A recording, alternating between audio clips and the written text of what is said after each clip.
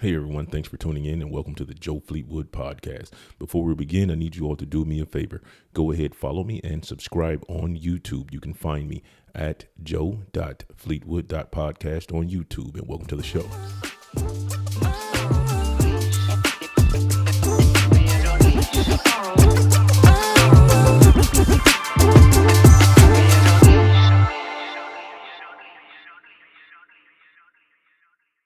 Got it. You gonna go wait till I pay my money on motherfucking Apple Pay, and you got to turn. What's good, my man? I got you now. You Man, what's here? the motherfucking deal? Man? This nigga gonna wait till I spend my money on Apple Pay to get his shit on. I want my $5 back, nigga. Yo. What the fuck did you do, bro? What was that? What happened? I had to go on a different browser. Oh, okay. Give me your Rolex chain. I want to put it on and make me look better. Like I like. Nigga, give me your chain, nigga. If you got no chains on. What's the deal? We in this motherfucker, Mr. Fleetwood. What's happening with your pimp? Hey man, nigga, try and keep that. No, bring it back. I need to lean on that, nigga. I'm old. Yeah. Hold it back, nigga. Yo, man. Right here on this. You gotta check out this bottle though, bro. It's that Michael Hey, Jordan Sincoro, man. Big ass look. I got the LeBron with the. You Yes, see sir. us right here with the Lobo. The Lobo 1707. I fuck with it. Yeah, you feel me with the big black boys, man. Yeah. And let's go ahead and pop a shot, man. Since you finally on here, bro. It took a minute. Let's go on. Man, we apologize. You know, niggas is fashionably be late. That's 25 minutes late. You know, half of y'all wasn't ready anyway. Right. They probably ain't even got their drinks ready, man. We got 30-minute leeway. You feel me? Right. Let me see, dude. Hey, shout out to LeBron, baby. You know what I'm saying? Hey, yeah, to the two goats, man. King, you feel me? To the your goat to my goat. Sure. Look. Exactly. Your goat to my goat. Yes, sir. Let's go and pop this shot, man. Hey, man. So I appreciate y'all for tuning in. I see the Twitter views is going up, man. For y'all who stayed with me, man. Thank y'all for doing that. Yeah. So they coming back on the Twitter side, man. It looks like on the Riverside FM, I ain't really tripping on that side, but like I said, everybody get it on the post production. So let's go on and take this shot, man. Hey, y'all, Rico Strong, the porn legend, another goat in the industry, and we sipping on liquors from the two goats. That's what I'm talking about, man. Appreciate it. Hey, respect and all love. Yes, sir. Okay, LeBron.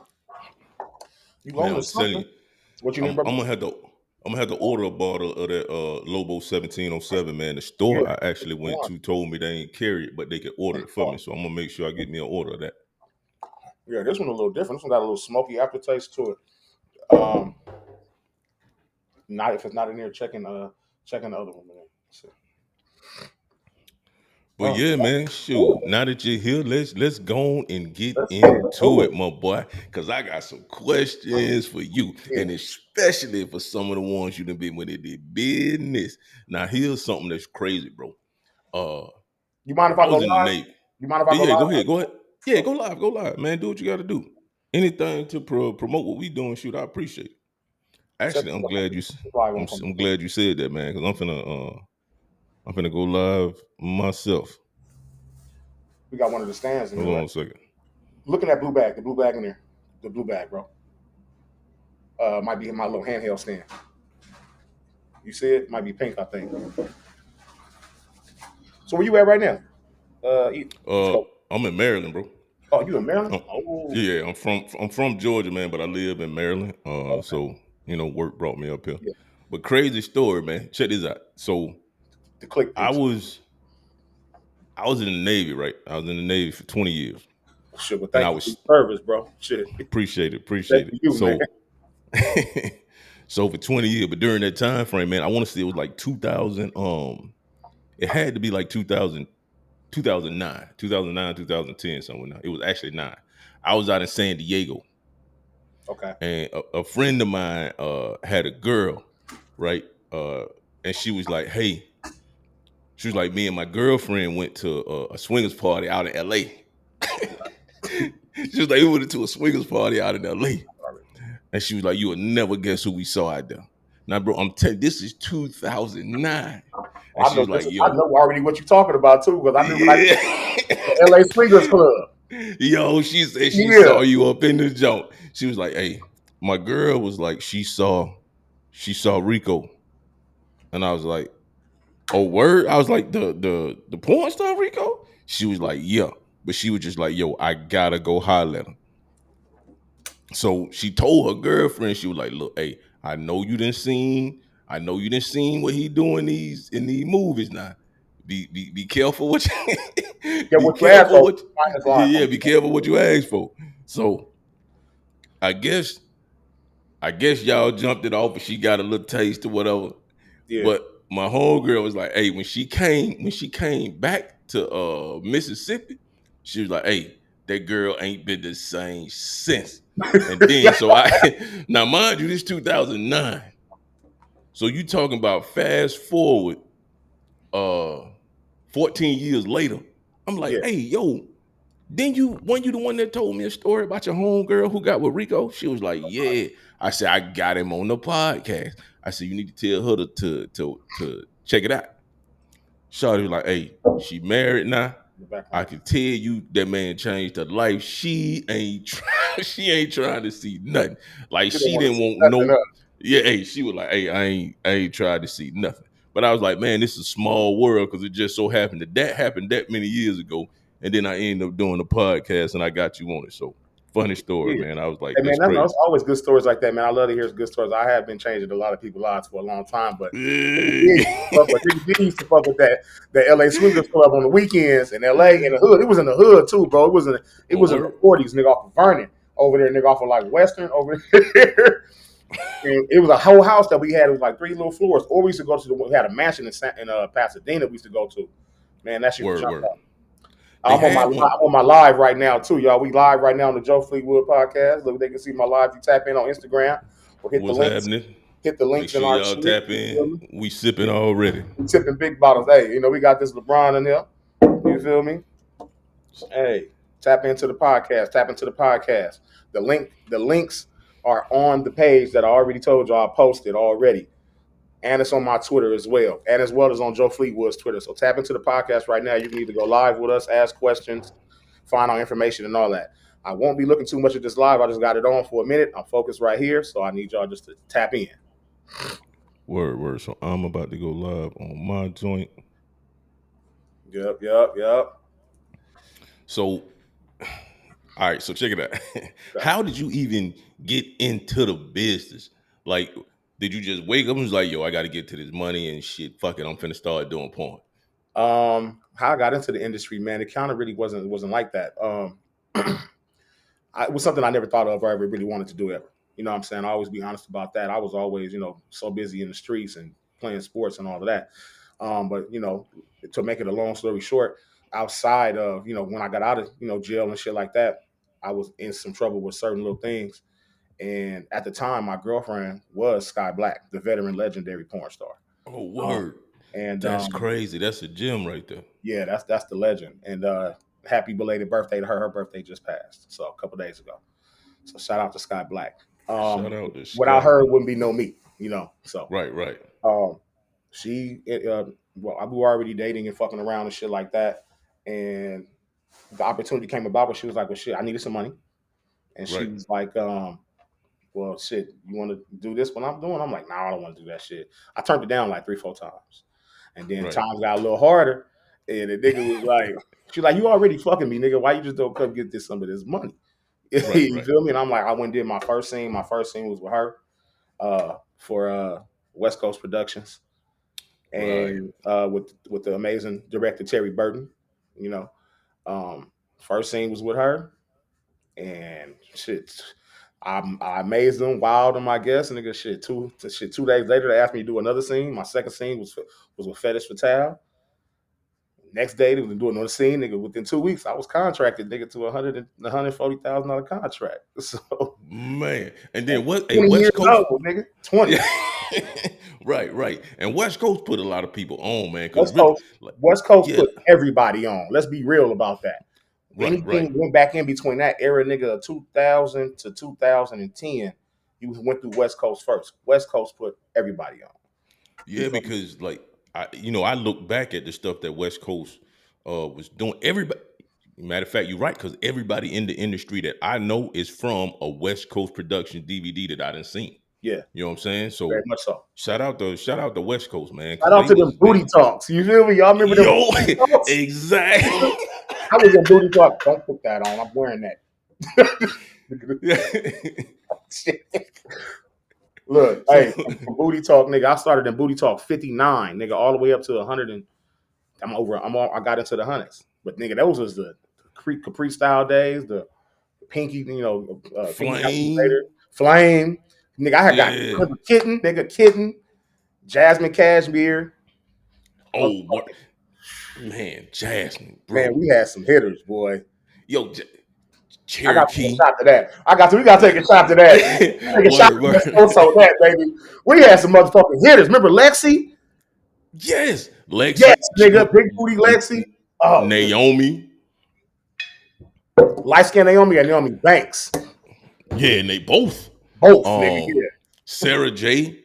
Yeah, we can even get into the white girls over at West Coast. They put on some Jada, Ricky White. Remember Ricky Jada White? Stevens. Jada Man, Stevens? yep. Nigga. And I hit them all. Mm. All of them, nigga. Hey, Nigga, that's a bar right there, fam. That's a yeah, nigga. bar. Anything you name, nigga, went through me. I had to go through them. Shit. Yeah. I done taught 2 decades of motherfuckers how to fuck. You feel me? So did you get a chance to work with Cherokee? Yes. I got to work with Cherokee actually. Nigga, I don't know if you must have never seen this scene. Nigga, when I was in my first year of porn, in my contract, I think it had to be like maybe my 8th to 15th scene. Nigga, I got Cherokee and Miss Cleo at the Yo, same time. Bro, I forgot about Miss Cleo because You she never was a seen little that bit scene? old. She was a little older in the game. She was older then, but she was so tall with the big booty. Was her and Cherokee? Yeah, she was. I had both them booties bouncing. Nigga, nigga, I was going crazy. Yo, I completely forgot about Miss Cleo, man. Nigga, that shit was. I forgot about her, man. Me and LT did a foursome with them, and I was in there shutting it down in there, nigga. I was a 20-year-old kid, nigga, happy as a motherfucker, doing a scene with Cherokee Diaz and Miss Cleo, and wrecked it. Had them both running. Had a ball. That's crazy, man. Because shout out to the cameraman, man. Because the cameraman be getting it on the low. Hey, that was that nigga Terry, man. Terry knew what he was doing. Terry Burton, and rest in peace to Lee G. Because Lee G was a great cameraman for West Coast back in the day. He did all those oil butt movies back then. Right. The big booty movies, and Lee G used to do that shit. And man, you give me flashbacks, bro, with some of the memories, my nigga. Like, yeah, man. You gonna get the sauce today, nigga. Look. Yo, shout out to them cats, man. I appreciate it's some that legendary info, shit. man. Hey, look at that. So what about cameraman and my editor here with me? Look at this. See what they saying on the live, bro. On my live, I can't really see it. I'm looking at your live, but yeah, nigga. So man, I'm having flashbacks. Nigga, remember Michelle Tucker? Of course, I remember Michelle Tucker. Yeah, Bro, she's a DC chick. She played basketball, but they called her Africa because she got the Africa tattooed on her ass. Yeah. They going crazy on my live on Instagram. Naomi Banks. What about Jada Fire? Yeah, they named him on that live. Yeah, boy, Jada Fire. Jada Fire Matter of fact, is my nigga. That's my heart. We've never done an actual scene together. We've been so close to personal friends for so long. We've actually never ever done a scene. And she a Virgo like me. Shout out to Jada Fire. Hey, shout out to Jada, man. What about Beauty Dior? Definitely, she one of my babies. Beauty, man. Beauty is a beast. Beauty is a motherfucking beast. She's been a long time friend of mine too. Actually, I'm the only nigga who ever did the legendary scene. That's why a lot of people said I became goated for that because I thought about that. Right. Back when I was 23 years old, I was like, shit, why has nobody ever put all three of them in one scene? Man, that shit. Have you seen that scene? Crazy. I have. Okay. That was Big Fat Onion Booty. Now, let me tell you some cold shit. I directed, I paid for that whole movie and everything right out of my pocket, and I sold it to Combat Zone. I paid for that whole movie. I bet you can't guess. I'm going to give you 3 guesses of who house I shot that whole movie at. Was it on the West Coast? On the West Coast. Think of a whole freaky nigga. Think about who house I rented out to shoot that whole movie at. Oh, a freaky nigga. Was it Wesley Pipes? No, not a porn star. That's my nigga. Okay, I love my Uncle Wesley, but it's a mainstream R&B artist, mainstream nigga. mainstream artist.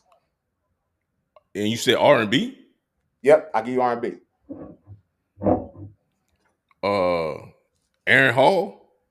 That's too, but no, not Aaron. I've shot at his house, but not. But that's my nigga too. Aaron Hall, a motherfucker. But you close. Oh, Don't stay up in that realm, nigga. golly, man. That's one. Come on. Hey, R&B during that time frame. come on, man. You can't fuck this up. You can't I fuck this up. Come on, man. I would, man. If you tell me, you got to tell me this one, man. I can't think of it. Oh, I got you. Come on. Like that. You got two more. You got two more R&B artists big like that. What you saying? Come on, man. R&B artists. Like what label was they on? You know they label? They's one of the biggest nigga ever. Come on, man. God. They had big mansions, big houses. I shot Big Fat Onion Booty at they mansion. Prince? Not Prince, but it's in that same area. Come on, you close. Golly. You got one more, bro. Hey, somebody in my live tell me who. Somebody in my live tell me who, man. Hey, somebody help me out. Hey, I need a bone on this. It ain't Aaron Hall. It ain't Prince. I know it couldn't have been R. Kelly. Exactly who it was, nigga. Oh shit! Roll the clip, nigga. That's just who it was. Yo, that's crazy. That's who it was, nigga. R. Kelly? I shot. He let me rent out this whole motherfucking mansion to shoot that whole Big Fat Onion Booty in it. I can definitely see that. I can see he was that. One of the coolest. Man. I've met him a couple times. Decipherable what he done on his own, if it is, if it ain't. But when I met him, hung out when he was cool as shit. Nigga let me rent out his whole house. I shot Big Fat Onion Booty in there, and I fucked Cherokee Diaz, Beauty Dior, and Sky Black all at one time by myself. And matter of fact, Cherokee one of them had on an orange shirt. I think it was Cherokee. Yeah, they had on all body out workouts, nigga. I remember. Right, man. My dick had the dick in with the shit like that. I remember the joke.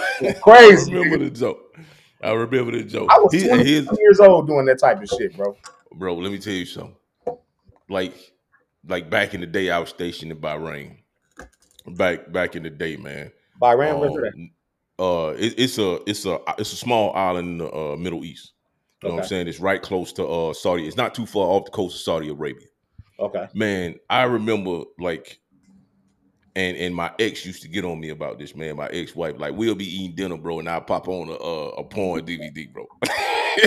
Like, I just pop that joint on, man. In the middle of, we sit in the bedroom eating, and I just pop that joint on. Hey, we just sit here anyway. Let's just go on and eat. I'm gonna watch one of these joints. Watch this, and that was the scene that was one of the DVDs that I had at the time. The main one, and that's when I owned my production company at that time. Was called Filthy Rich Entertainment. And that was when you see my logo, that FR, that backwards FNR, that was mine. And I took that and I paid everybody in that movie. I did who else I have in that movie? I had Menage a Roz. I had I forgot who else was in Big Fat Onion Booty. It's Menage a Roz, and it was mine, but nigga, we already know who the main cast was. They was on the cover. Right. And I finished that movie up, nigga, and I took it right to it was one of my first my own production checks. I took it, sold it to motherfucking Combat Zone. The nigga cut me a $20,000 check, nigga, right then. I went to the bank and cashed that motherfucker like a 23-year-old nigga would. They was like, "Oh, we're gonna charge $8." So I was thinking, I'm gonna fuck, bitch, charge me $8. Cash the check. Right, you got a check for 20 G's. What you care about the $8, bitch, man? I don't give a fuck if you wanted $100 out that motherfucking shit. Right. Nigga, I don't give a fuck. They be asking that stupid shit at the bank. Hey, bro, give me a towel. Put the camera a little blurry up here. See this all a little fuzzy on that, and it's clear as the fuck on this one. Yeah, it's gonna do that, man, because it's based off the internet connection. But when it actually so if you look in the corner, man, you got a little percentage that says uploading at the top. Yes, it's 22. Yeah, 22, 21. Right. So basically, you know what I'm saying, when the podcast ends, you just let that thing go all the way to 100%, and then it'll actually course correct the video itself. You ain't even got to worry about all that.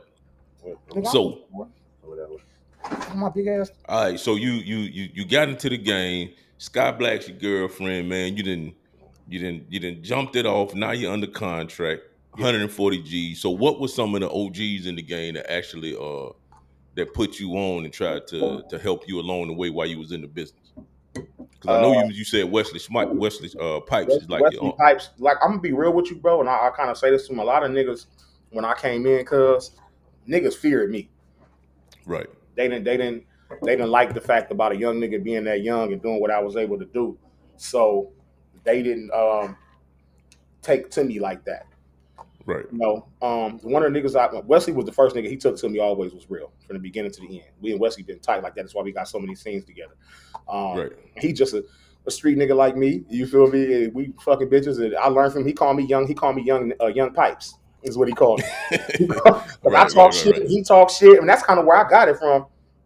Like I always talk shit on my own, but I had to Right. step your nasty up when you're around Wesley. You Right. feel me? Right. Because Wesley don't give a fuck. He gonna whatever coming up in that nigga mind at that time. He don't. He don't, man. And I tell you what, man, because I actually reached out. Now the email in his Instagram I reached out to, and it came back returned to sender. So when I actually couldn't get in contact with him.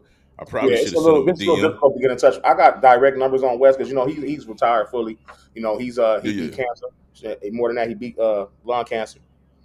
man. Shout out He's to in Wesley, remission, and man. that's a blessing. So he just living his life doing his music. He love Yeah, he because he always was loved doing. music, doing his shit. Yeah, So yeah, Mr. Mississippi. So I checked Mr. out his music. Mississippi, yeah, Exactly. So I stay up with the cats, man.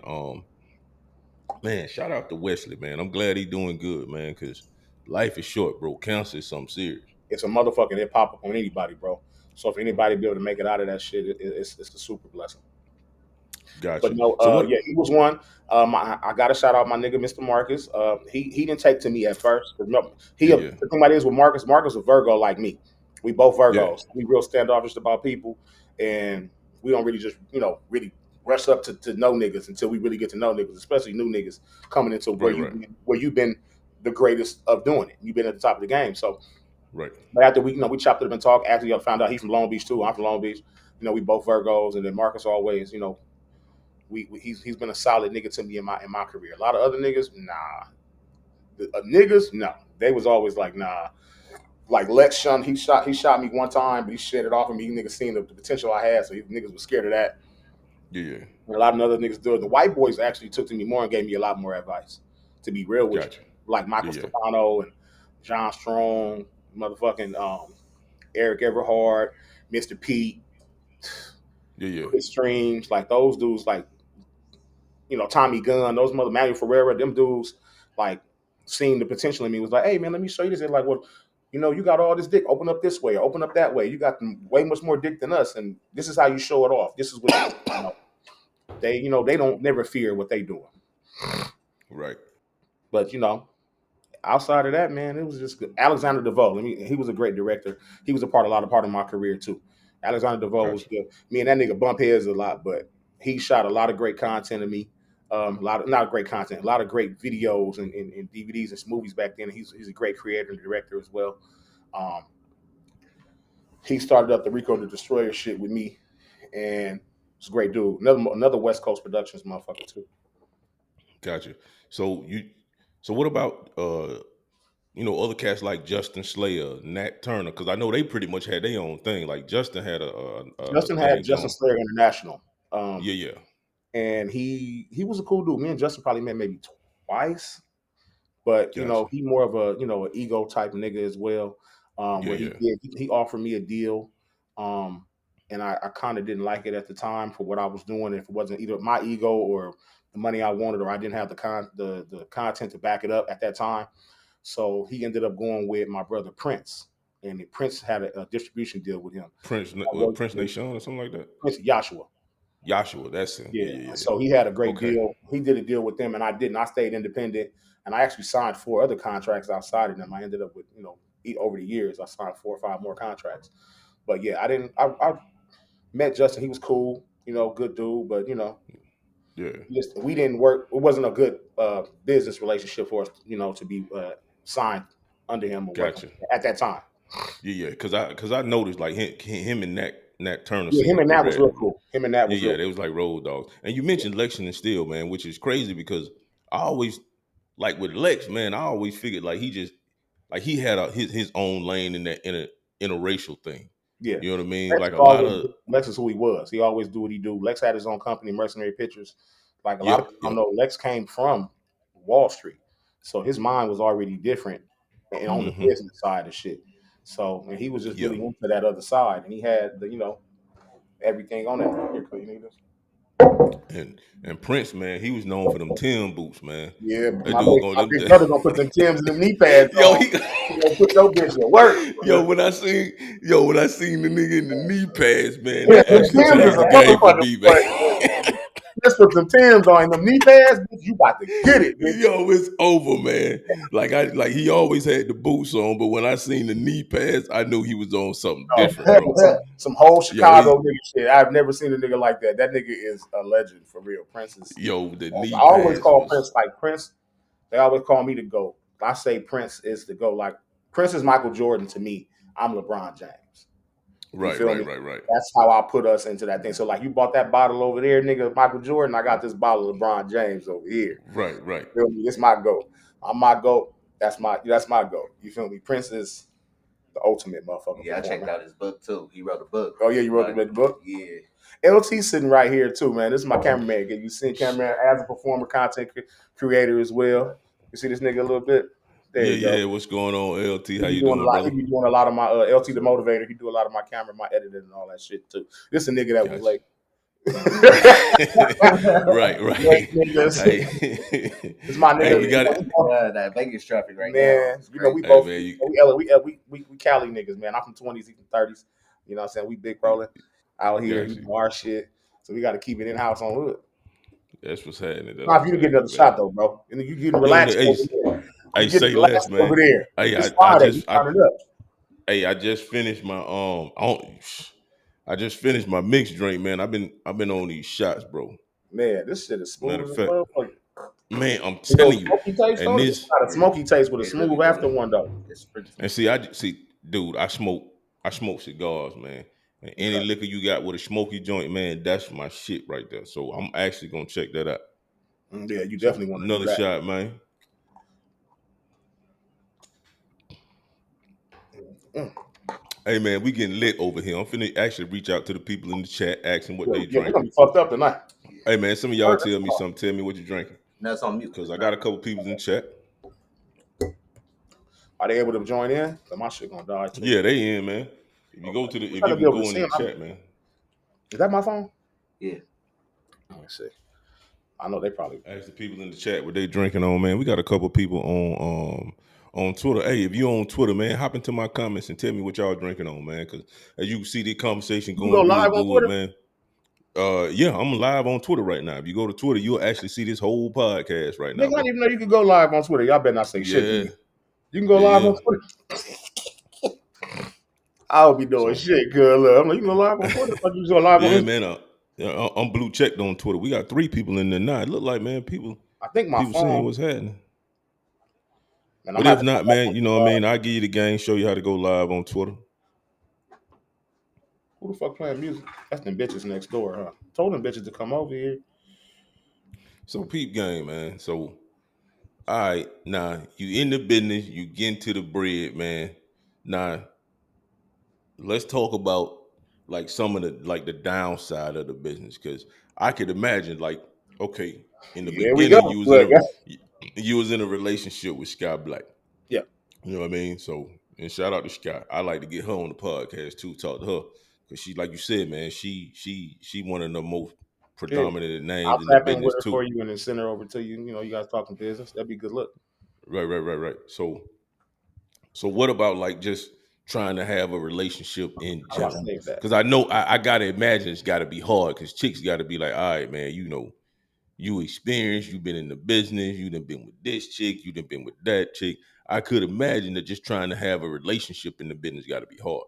I mean, to an extent, you would obviously would think that it would be naturally hard. But with me, I'm very picky on who I choose to Hmm. date. Just even for that reason, you know, you got to be a very Right, strong-minded and strong-willed person to deal with me alone, just as a nigga. Period. Even outside of the industry, but you got to deal with people that's really open to their sexuality. That know I can understand that I can go to work and work is work, and when I come home, home is home. I love it. right. I separate the two. I don't come home and be trying to record with my bitch or doing any of that. You know what I'm saying? Like when I dated before, you was able to save that. You got his Instagram? His Instagram? Yeah. It's Joe Fleetwood. You put that on my page? Okay. It should pop up. It should pop up as Joe E Fleetwood. Sorry about that. But no, after Good. doing that, um, it's I've had my relationships. I've dated. I mean, my whole career, 20 years. Obviously, I've had girlfriends and people that I've dated. Um, it can be troubling, sometimes. Right. With something that get jealous, and then until they understand that when they do get that work is work. You know what I'm Right. saying? I've even taken some of my girlfriends to sets. Like, look, come here just one time and see this shit and understand, how it is. Like, look, girl, I got to come in there and fill out 12 pieces of paperwork, show 2 IDs. Nigga, they telling me how I'm gonna fuck today. This is what it is. You know what I'm saying? I meet the girl, we chill, we talk, we laugh, and we go our separate ways. Boom, when it's time for us to come back, we work, we do our shit and go on. Now, when it comes to being repetitive, like, well, I work with that girl before this or before that, then it's a difference. Damn, I want to Right. tag everybody. That's why I wanted to just save it. Did you post it or save it? Shared it. Oh, shared it? Okay. All right. But So yeah. So and I could imagine that could be tough for somebody who ain't strong minded. yeah. Now, when you get into the business and you know you Right. say, all right, I'm doing good for myself. At some point, and it never fails, no matter what business you're in, you always hit that point to where either there's a struggle or something happens, or you end up you know, getting blackballed or something. Right. So what were some of the hard parts of getting into the business and then staying relevant in the business? Um, well, the part of getting into the business really wasn't back then. It was very hard. It was difficult. It's a lot easier now. A lot of people can just start their own shit, and do Right, what right. they want to do. Back then, you really had to know somebody. You had to, excuse me, somebody had to put you on basically. Yeah. Hey, what you doing? Where are we going? Oh, you want to turn on the light? Okay. Sorry about that. The light moved. This nigga want to move the thing around. We got all this shit in the background. Gotcha. But no, nigga, stop moving shit. I got to. Perfect lighting, man. Otherwise, you about to be cut off. Oh, you got to. Oh, the computer gonna die. There we go. You got to change this shit. I got you. Hold on, it might go dark a little bit. Yeah, no worries, man. Got to change this thing. Nigga back Gotcha. like, nigga, the phone gonna die. Technical difficulties. Here we go. But Right, no, right. to that part, with the being blackballed with type shit, man, you really just got to keep your business because people now these days, man, everybody, shit, it's a total difference from now to back then. Yeah, Now yeah. everybody want, Especially with technology. yeah, and then everybody just want to be in everybody motherfucking business and fucking on each other and talking to everybody and hating and all this stupid shit. Back then, we didn't have those problems. People would go to work. Right. People would go to fuck home. Right. Most of the Because you time, didn't have social media. yeah, and wasn't no social media. Not a lot. Half of us didn't even date each other. A Right. lot of times, even when I ended up dating girls, it wasn't because I worked with them. It was because maybe like I was like me and I never worked with Sky when I dated her. I met her outside the club. Yeah, You yeah. feel me? As well, other girls I've dated in the industry, I might have seen them on set and spoke to her then, and then maybe like, oh, let me exchange numbers and we'll talk. Then we'll go on a date and work with shit like that. But then people, by them being popular, people wanted us to see us together. So, okay, look, I'm gonna do 1 or 2 scenes with you, but then we stop that shit if we gonna date Yeah, yeah. because I don't like fucking the girl I'm dating at work. Yeah, yeah. I can see You that. feel me? I I can like see to, that. and even if you do porn, hey baby, you go to work, I go to work. When I come home, how was your day? You good? Okay, my day was good. Cool. This happened. Not that much. All right, we'll be eating for dinner and we'll be going, et cetera, et cetera. You know what I'm saying? Try to keep that shit separate as possible because we still human and people forget about that shit a lot. Right, right. So let me ask you this, man. Who was the who and if you don't know right away, it's cool. If you gotta think about it, take your time, think about it, pimp. Who I know what you had about to the ask me. I know you asked me who this. had the I best? knew you was gonna ask me that Who shit. had the Everybody best? do that shit. Who you That's the best. who you hit and you were just like, oh my God. But I done fell into a trap. This life right here. Man, Who was it you hit it's a that couple was like, of hey, I could fall in love with this joint right I here? didn't fell in love. Shit, I done dated a couple of them motherfuckers. Raggedy bitches who got me. They got me, bitch. Moving around is good. Look. Yo, who was that one? Whoo, man, you gonna have some of my exes mad. Word. Hey, shout out to the exes. My bad, man. I Some of my apologize, exes, but the I ones gotta that's know. in porn, the ones that's out of porn. I need you to run Yeah, yeah. downstairs. I need you to run downstairs and do this thing for me. All right, bet. Hold on 1 second. Stop touching shit, Mr. Cameraman. But yeah, okay, so wait a second.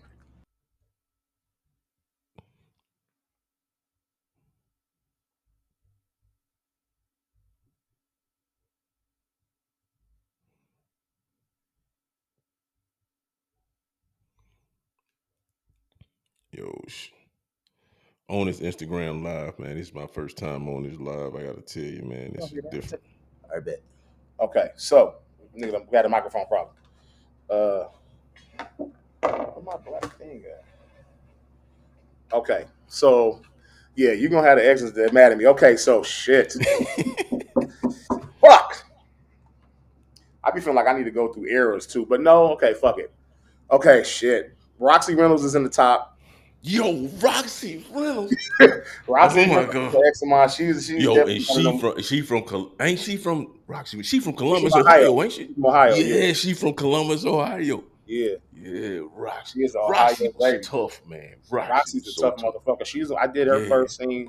I did her first scene in the industry. I did a lot of girls' first scenes and put them on in position to be better. Or I think it was her second scene. It wasn't if Nat? I think I don't know if Nat did her first or I did her first, or Nat did her second and I did her flip flop. One of the two. But it was right in the beginning. But it was for West Coast too, and that shit took off like a motherfucker. Yeah, Roxy Reynolds she had that make you want to stay home, pussy, take care of shit, cook, clean. Man. When she was young, she seen me. I remember one night, I'll tell you a story. Nobody know this. I'll tell you the story. I was out at after hours in the West Boulevards on Crib. I was in the West Boulevards in LA. We was at the after hours. Me and Suave. Suave is another porn star. And at the time, I was kind of low-key dating Fetish Fatale. And Roxy seen me at the after hours. And was on me.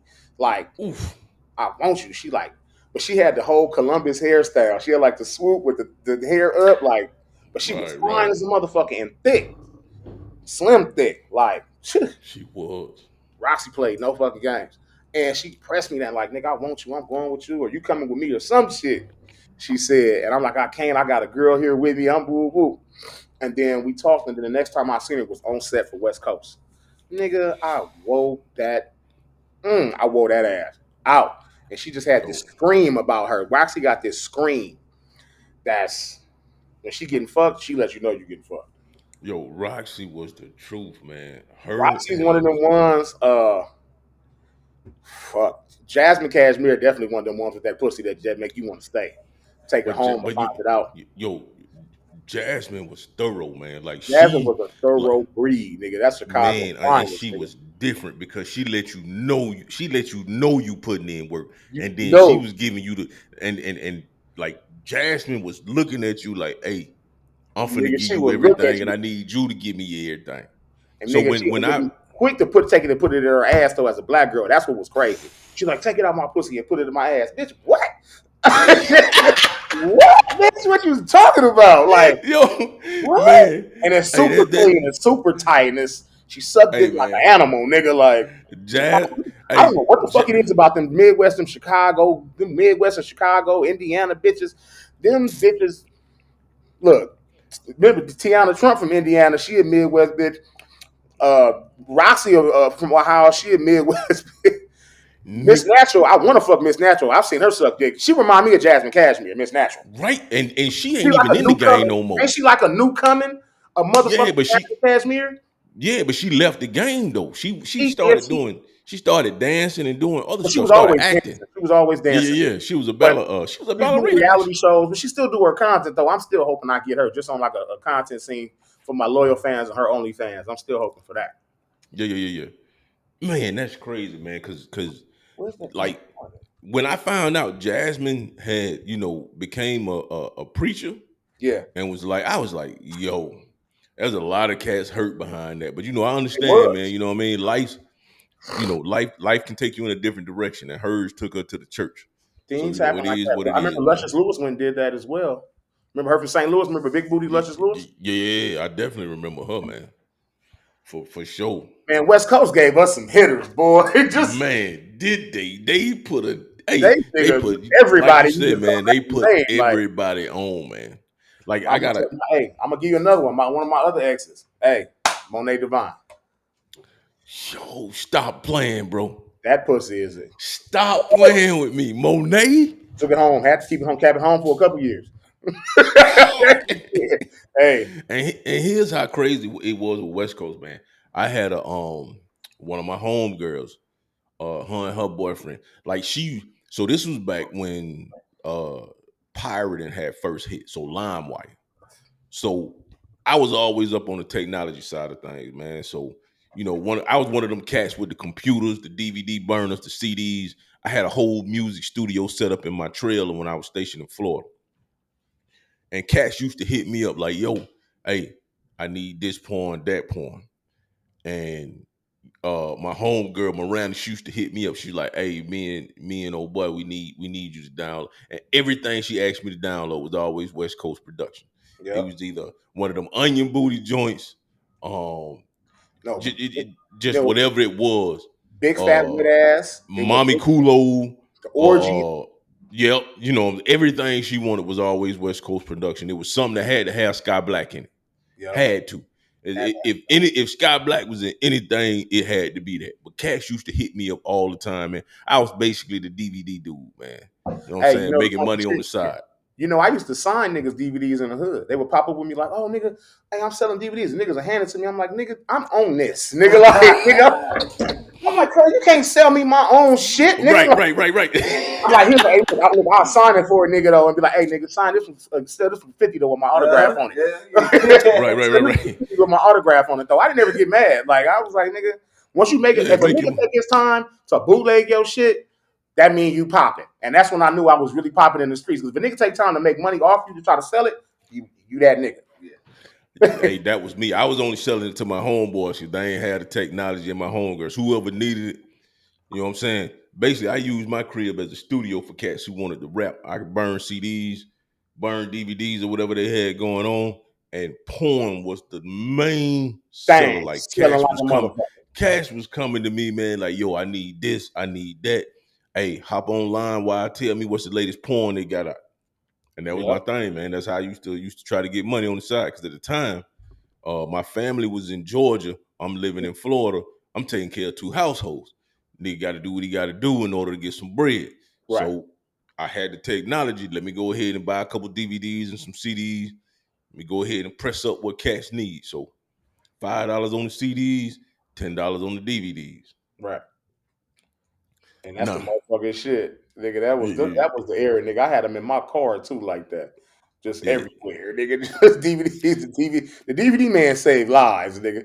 DVD man, nigga. You wait for you come out the barbershop. Hey, give me, hey, what did nigga give you 5 for 10? It was 5 for 10. Nigga, with the CD. Niggas had deals. Hey, 5 for 10, nigga. Niggas had deals on the DVDs. Shit, I bought them. That was them. Them was the people. How was it working? To me, after Cherokee, after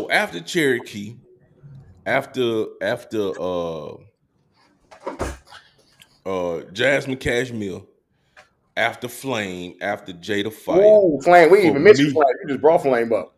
Yo, like Flame was one of them ones because I seen Flame oiled up, bro. Yeah. And don't get me wrong, Flame got a body. But when you oil that motherfucker up and she been Flame, hey, bro, Flame done got me through plenty deployments, homie. Hey. Flame done got me through plenty deployments. Niggas don't even remember Flame, nigga. She was out of Chicago, too. Flame, Bootylicious was another one. And Bootylicious, she was, like, I was never really into girls that big, but she had, like, a shape to her size. Yeah. So kind of like how Monroe Sweet says. She a BBW, but she got a shape on her, though. Yo, Monroe, because she fucked with her and Pinky be together. Her and Pinky be together. Yeah, and speaking of, bro, you had a scene with Buns. Which one was Pinky was there? Nigga, the one with you, Buns, and Pinky, nigga, yeah. The one with Buns and let me tell you something. That is my all-time favorite. Because I was like, okay. Because see, Buns got what I like to call booty acrobatics. Yeah. Buns, the way she be moving. It's like this. Hey, look, if you watching it, hey, anybody watching or listening to this podcast right now, I am telling you, go check out Buns Forever. I got this skit I do where I talk about booty acrobatics, and I got Buns in it. Yeah. Like Buns is in the Waffle House sitting on a chair, and she is isolating each ass cheek one by fucking one. Yeah, Buns This shit is amazing. And my nigga, I always felt like this. And I felt the same way about Cherokee. These chicks with these big ass cannot take dick. Now, when I see, when I seen Buns in that video and she was running, I was like, oh. And I love Buns. I will always be a I'm not gonna fan of look. Hey, you know me, I'm gonna get him. Hey, come here. yo, Get your ass over. I do it for that reaction. Y'all, I do it for y'all, for the coach, for my niggas who can't actually get him. So it's like, hey, my nigga Rico gonna hit him, and I'm like, oh no, bitch, don't run, come back over here. I'm about to chase you, and you gonna get it. Yo, because the first time I peeped out Cherokee. She was doing a scene with Wesley Pipes. Then the next time I saw her, and it's crazy because I remember all this shit from back in the day.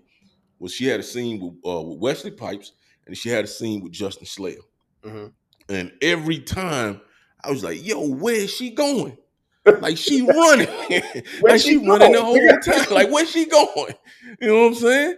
Like, hey, I came to see you, but I came to see you put in work. And did the same thing with Buns. Like I follow Buns religiously. Anything like Buns is in ATL right now. Like that lets you know how much I follow. Yeah, she on tour doing her thing. But that's one thing. See me about Buns, I love even more about what a lot of people. I love Buns' face. It's so pretty to me. I love her. I love her smile. It's so pretty to me. Like Buns is a good soul type person. Yeah, she a thoroughbred. Like she a real Southern thoroughbred woman who really been through the trenches and came up out of that shit. And she, her heart is so pure. And it's just besides all the sex shit, her as a person, she's just a really good motherfucking person. You know what I'm saying? And she's a sweetheart. And be real with you, her pussy is fire than a motherfucker. I don't give it. The Buns got some pussy on her. Right. It's pussy on her. She know what she doing with that motherfucker. And I ain't even hit it raw. I've been in the condom every time, and it's still fire. Nigga. Nigga, look. It's fire through the magnum, nigga. I say, ooh, you got fire through the condom, bitch. God damn. That's wild, man. And she's a good person, man, because she the way she take care of her family, knowing, if you follow Buns on Instagram, she's very open about her life and her past, man. And coming from what she's come from and the life she's built out in Texas, you know what I'm saying? It's a blessing to see what she had. I'm so proud of her. It is, man. You know what I mean? And I look at her like to even be proud of the journey to even do. I did her first scene really for Pinky. Yeah. That first one I did, and that's like one of the biggest ones ever with that stripper pole. That was her first scene on Pinky. And that's the one I'm talking about. That's the one I did. And then shit, what? I only did two. I did the other one when I did it for Pinky, but I did it in the purple. In that little purple blue light. I created that scenario. We did that, and it's just I remember that one. They begging for a part 3 right now. And I'm like, all right, we're going to do a part 3, but it's going to be for our content. So we're going to put that together for 2024 for sure. Yeah, man, because that, I got to say for her, anyway, the scene that she did with you, I think that was probably the most popular one because outside of that, you know what I mean? I don't really know any other popular scenes that Buns She don't do a lot of work for people, though. She's not fucking with a lot of stuff. She don't. I ain't seen her in a lot of work. You know what I'm saying? I don't do the whole OnlyFans thing. But I know she popping on OnlyFans and I follow her on Twitter. And I know she putting in work because I see her on Twitter. Yeah. So you know what I mean? I can definitely respect that grind now. I gotta give let's dap up one of the newer content creators, Miss Mimi Curvaceous. You like her with that ass? Man, I don't even know who that is. I ain't even checked her out. Oh my god! Oh, because speaking of new ones, Mimi. That's what I wanted to ask you about because anybody that's new in the game, man. You say you clips Mimi. She a Chicago beast. She weigh 215, 220, and she take dick like a champion, nigga. And she's speaking of Chicago, nigga, you did a scene. You remember Cream? Yes, I remember Cream from Chicago. Yes. Yo, when I went out to Chicago, nigga, was like my 3rd year in porn, my nigga, and we fucked all the Chicago bitches that was there. Cream was flying. Oh, that's when I first did Lethal Lips out there. Mm-hmm. Let's not forget Lethal Lips. At all. nigga. Cream, Flame, Sasha Cream. She got the gold teeth. She was in Florida. Yep. Remember Destiny Dreams? Nah, I don't remember her. She was from Jersey. Got you. She was a beast too. Oh my God, it's so many. It's Because so many, bro. the thing about Cream that got me is her flexibility. Mm-hmm. Cause like nigga, you had her legs east to west, and I was like, yo. And the fact that she a slim chick, like yeah, slim chicks, hey bro, you can feed them a yard of dick and they gonna take every they gonna it's take it, something nigga. about them slim chicks, man. I was Nigga, like, they taking yo, it, bro. but They taking Cream that was shit. the truth, man. Shout out to Cream, man. I gotta And say then you another one. mentioned, So I don't know if you remember her. Another one of my exes, Blue Diamond. of course, That's yes, I another one. remember her. That's another one that got took home. That's always funny. And it's crazy, man, because I'm sitting here thinking about all these, Yeah, Blue, and and you know, these is cats. And bro, no, I me, would have me was never close. Me was remembered. close. You know, we both Puerto Rican. Got you. And I would have never like if it weren't for the fact that this podcast and me having you on it, I probably wouldn't even never went back in my memory bank to think about some of these people.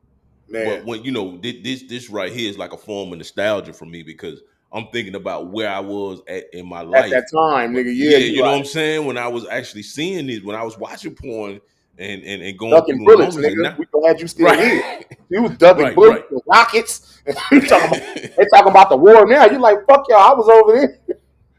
You know what I'm saying? And that's another thing too, because me and a lot of my brothers when I was in, so I joined the Navy in May 2001. Mm, And then in September is when 9/11 hit. And I remember being in my training when 9/11 happened. And I went like right after I got out of my training, I went straight to Bahrain. So I went straight to the close. Middle East.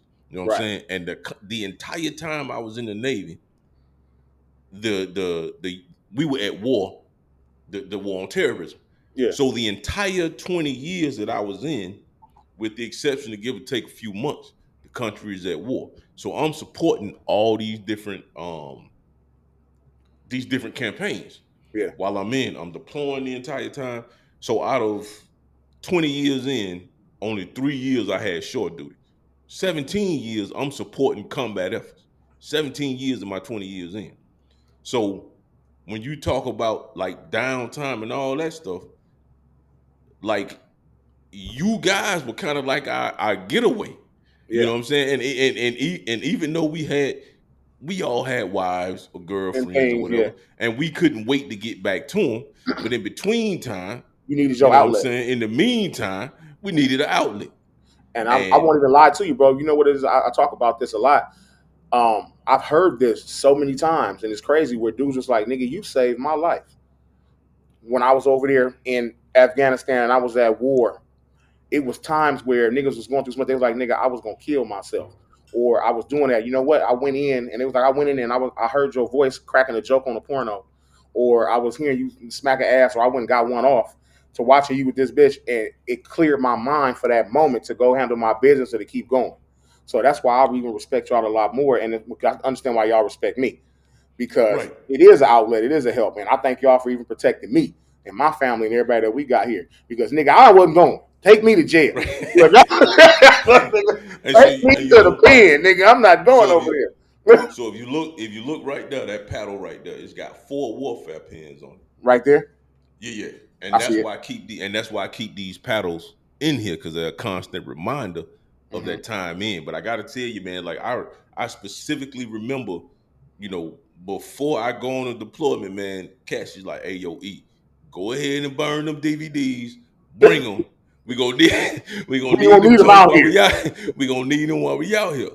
You know what I mean? So and basically that's how I got to know, when I rattle these names off to you, it's almost like I know y'all Yeah. because I have watched y'all throughout that The journey, whole time. Yeah. and you know what I'm saying. So basically, as I watch, that's why I follow everybody that you mentioned. If they got a social media, I'm on You it. on it, yeah. I follow the Cherokees. I follow the Jada Fires.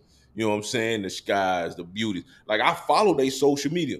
Yeah. Uh, what's the one you just named? Monet. Not Monet, the one from Ohio. Roxy. Roxy. You know what I mean? So, and a lot of Roxy stuff, I will end up reposting. You know what I mean on Twitter because, like, to me, because at first I thought she was from Columbus, Georgia, not Columbus, Ohio. Yeah. Because in one of the matter of fact, in one of the DVDs she was in, she said she was from Columbus. I'm from Columbus, Georgia. I didn't know she made Columbus, Ohio. Yeah. So I was like, oh, that's one of our hometown girls. And then I found out she was from Ohio. I was like, it don't even matter. She from It don't Columbus. even matter, but we still love Yeah, you. it don't even matter. I still love you. I love Roxy, man. Like, she's such a smart girl. Like, she the whole time she was doing porn in the beginning, she was going to Ohio State University. She has a bachelor's from Ohio State University.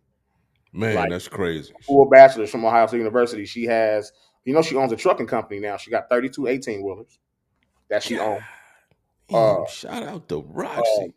And my biggest thing about her is she has her own fragrance for men and women called Untold Truth, and it's in Saks Fifth Avenue, nigga. It's in Saks Fifth, nigga. It's in Robinson's May, nigga. It's in Macy's. It's going worldwide. Untold Truth that's her perfume and cologne, nigga. That's major for a porn star going into mainstream. Yeah, you got a perfume in Saks Fifth, nigga. Worldwide. She getting to the business, nigga. Man, I gotta take it. Yo, we gotta take a shot for Roxy, man. We gotta take a shot for Roxy and being an entrepreneur. Oh, and she going back to school now for her motherfucking master's, a doctorate. But the bitch want to be a prosecutor. Look, I don't know. I was like, you want to send us to jail, nigga? Look. Yo, man. For real, man. Go and get your doctorate, girl. Shit. Hey, man, put a bug in their ear. Tell them to come fuck with your boy Joe Fleetwood. I got you, man. They gonna see it, but I'll make sure people gonna tap in with you. You know that. Yeah, man. I need that. We all need that. We all need this black support, this black love, man, this black excellence. For sure, to grow certain things. So we talked about who had the best. With some now, you don't have to name names, but I know there's got to be some bad ones in there too, man. The way you were just like, "Hey, bro, this scene here is horrible."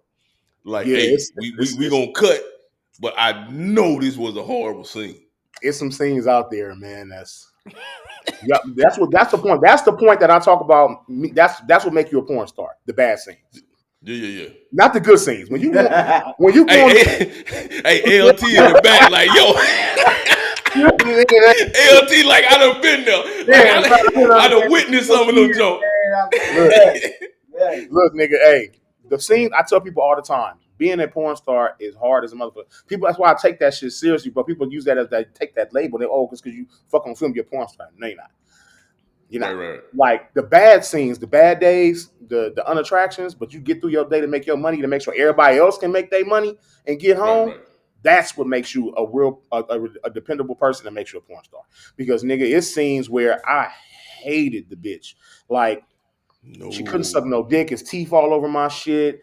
Oh, man. First of all, it's the period days. Let's talk about the period days. Right. Bitches on the period. Right. Got 2 sponges in their pussy. So imagine my dick, long as it is, as soon as I go in, I'm rubbing a motherfucking makeup sponge, nigga, the whole time, nigga. Yo, that's rough. Y'all don't know that, bro. Like, y'all don't know the real shit that go on. Yeah. Days when I'm fucking these bitches in the ass, and this bitch didn't know how to clean her ass out. And she didn't enter her ass right. The bitch is eating. Bitch, I come on set like, bitch, you eating in the morning, bitch. Why are you eating? Ain't we doing an anal scene today, bitch? What are you eating? Stop it. I mean, bitch. Hey, so let me ask ALT this, man, because he there, man, and he your cameraman. Hey, bro, he ain't as bad as me, nigga. He don't even know about that. Yeah. So ALT, some of the stuff that you film, man, what is some of the worst things that you've seen as a film dude that you either had to cut out or you just seen as a film dude? Well, I mean, the list don't stop. Honestly, you really don't. Cameraman see it first, shit. Man, and then I gotta edit it out and see it all over again. I didn't see somebody, man, like you said, them shitty days, man. Like, man, Paul Lau, you feel me? She just shitted every fucking where, man. Or oh, that's crazy. Oh, if your dick too big, she trying to gag on that shit like she really knows she push it too far back. She throws up every. I didn't see the whole set. I'm talking about the whole set get wet up. It was just nasty, and I'm still just filming like this. I'm like, just man, Yo, that's something that hey, bro, you gotta keep that stuff. You gotta you Behind gotta the come out scenes, with like a porn. You gotta come out with a bloopers, man. The nigga fucking steal. Like the door's never even existing. Like what the fuck? I'm sitting here like, how the fuck? to me, those niggas is terrorists. I don't like them type of niggas. Oh So, my I'm god. like, hey, bitch, I'm out the way. Look, clean that shit up. I'm going, look. I run and take off. Look. I'm like, yo, can we get a 5-minute break? We go ahead and clean this up. You feel me? That was great. We gonna keep the footage. Stop. But can we clean it? Yeah. They be like, no, wait. I can't take the smell. Like the certain, like I can do, because I've done plenty throw up scenes where you plan for it. So you know if you got to doing a curtain scene, so we know that bitch, you don't drink nothing this morning but all water or apple juice is cool, or you eat apple slices. So when it come up, it don't stink, or grapes or gummy worms. Now some of these bitches was eating Cheetos and hot dog buns and that. I'm like, oh shit, I gotta get up out of here. I can't be in here. Like, right. I'm we quick. Still finished though. I'm getting the fuck up out of here. We finished the video though. That part Yo, it's tough, man. Shut the fuck up. Oh shit, no way. Wait, I don't name names or put people in any type of position like that. Oh shit. I'm very professional. Well, if she see this, she gonna know because she knows she did. right. You know what she did. Shit. Like you gotta still love you. We still put the scene out. We still make money off of it. As a professional, we work through that part. You know what I'm saying? Like, and that's what makes you a star. You feel me? Like when you can still put past all the things that make you disgusted, and you feel me? Like even like you said, like I hated the bitch. You know, I've been on set where I had to perform with somebody I didn't really like or feel attracted to. We didn't have no chemistry. You know what I'm saying? But you got to put that past you. You're a professional. You got to act accordingly. You got to find like me. If I'm not attracted to a girl and nothing like that, I find it's something attractive in every person. And you got to find that one thing in that moment to focus on to get through what you need. I I'll go right in one of my memories to a bad bitch I was hitting or something. I kind of do that, but something that take me back. You know what I'm saying? I might think about a video I just watched or something, or maybe a bitch I just hit last week. You feel me? I don't even focus on what's going on if I'm not really into the mood or into the moment right then and there. That's where everybody's different. A lot of people know all performers are different, and that's where everybody has their different type of the trigger or issues or certain things that you got to be able to deal with. Like everybody has their own things they got to do on set to get prepared. You got to find what fits you. Right. You got to find what fits you. Like just because I might drink on set, that worked for me. Don't mean that you need to drink on set. If a person, some people pop Viagra, some people don't. Some people smoke weed. Like I'm saying right now, Wesley come on set, nigga. He got Sky vodka, orange juice, nigga, in a blunt. Facts. Yeah. Because that's Wesley. But now Prince come on set. Prince got a Gatorade and knee pads. That nigga just like Gatorade and knee pads, nigga, and boots. This nigga's amazing. I'm like, right. So Wesley always been on that hood shit. Like he's been a G. He been a G from the jump. You know what I mean? Like he didn't sugarcoat shit. Prince always seemed like the athletic type. Like nigga talk about eating egg whites and all that kind of stuff. Prince is a gangster. Don't let that nigga play. That nigga from the West Side. No doubt. Like I would love to have him on the show. Nigga, like, that nigga is a killer. Prince did 10 years in the penitentiary, nigga, before, nigga, and two more after that, nigga. That's my nigga. Don't let that nigga do what you get with that soft talk because he older now with them boots. Nah, because Prince is I paid nigga, like I paid attention to Prince in the beginning. Yeah, and then because we started at the same time. Me and Prince started 3 months apart. I came in like first, Prince is big swole, man. Like Prince looked like one of them niggas that was in the pen in the yard lifting weights all day. Yep. You know what I'm saying? That's what Prince looked like. That's what he looked like. He was in the yard. This nigga still in the gym right now, lifting weights, nigga, big ass weights with a turtleneck on and boots and knee pads. I got knee pads on that nigga. But I know for sure my nigga got a key ring with about 55 keys on it, like an old man. I'm like, bro, where you going with all the motherfucking keys? He's like, nigga, this keys go to everything. Nigga, the bike, the house, the car. I was like, nigga, I love you, nigga. But I can hear you coming. Right. I can see you. Like wherever you going, nigga, look. Yo, I gotta reach out to him, man, because there's a lot of cats in the industry. I gotta. He live out here in Vegas too. He out here. Oh, word. Yeah, I gotta take a trip out there. So let me tell you something, man. I got this thing I do, man. And if you check out my Instagram or you check out my TikTok, so I go through strip clubs throughout the nation and I rate them. I got this show called the Shake Joint Shakedown. Okay. Basically, I basically traveled the nation, and I go to strip clubs and I rate them. The last strip club I went to was the Gold Rush in ATL. Before that, I went to the Mile High Lounge. Oh, I seen your interview about the Gold Rush. Yeah. You didn't like Yo, that which, bitch. hey man, hey, the gold. So and the crazy thing about the Gold Rush is, man, it was this chick. She wasn't nobody tipping her at all. So I had like two chicks dancing on me that night. Yeah. And I got to tell you, man, these two chicks were the baddest chicks in the club. And for this to be Atlanta and them to have the caliber of chicks they had in there, nobody in that joint was tipping. I got the two baddest chicks in the club, man. And if you look on the floor, it's probably about $400 or $500 Yep. on the floor. This chick was dancing. Nobody was giving her nothing. So I said, hey, go tip little Slim Pickens right there. Go ahead and give her a couple dollars. I peeled off a couple of ones from the bread that I had gave to her. She went out there and tip shop. I go to the bathroom, right? The chick actually run up on me, like on some G shit. Like, yo, I'm finna check you, nigga. Like, you gave me $6 or $7. You could have kept that. Shorty, these niggas in the club didn't give you nothing. Right. I basically took time to peel off the bread. I'm giving the two baddest chicks in the club to give you something to support you. Yeah. Now, mind you, yeah, it might have only been like $6 or $7. More than you had though, bitch. But what you should have did, like this, what you should have did.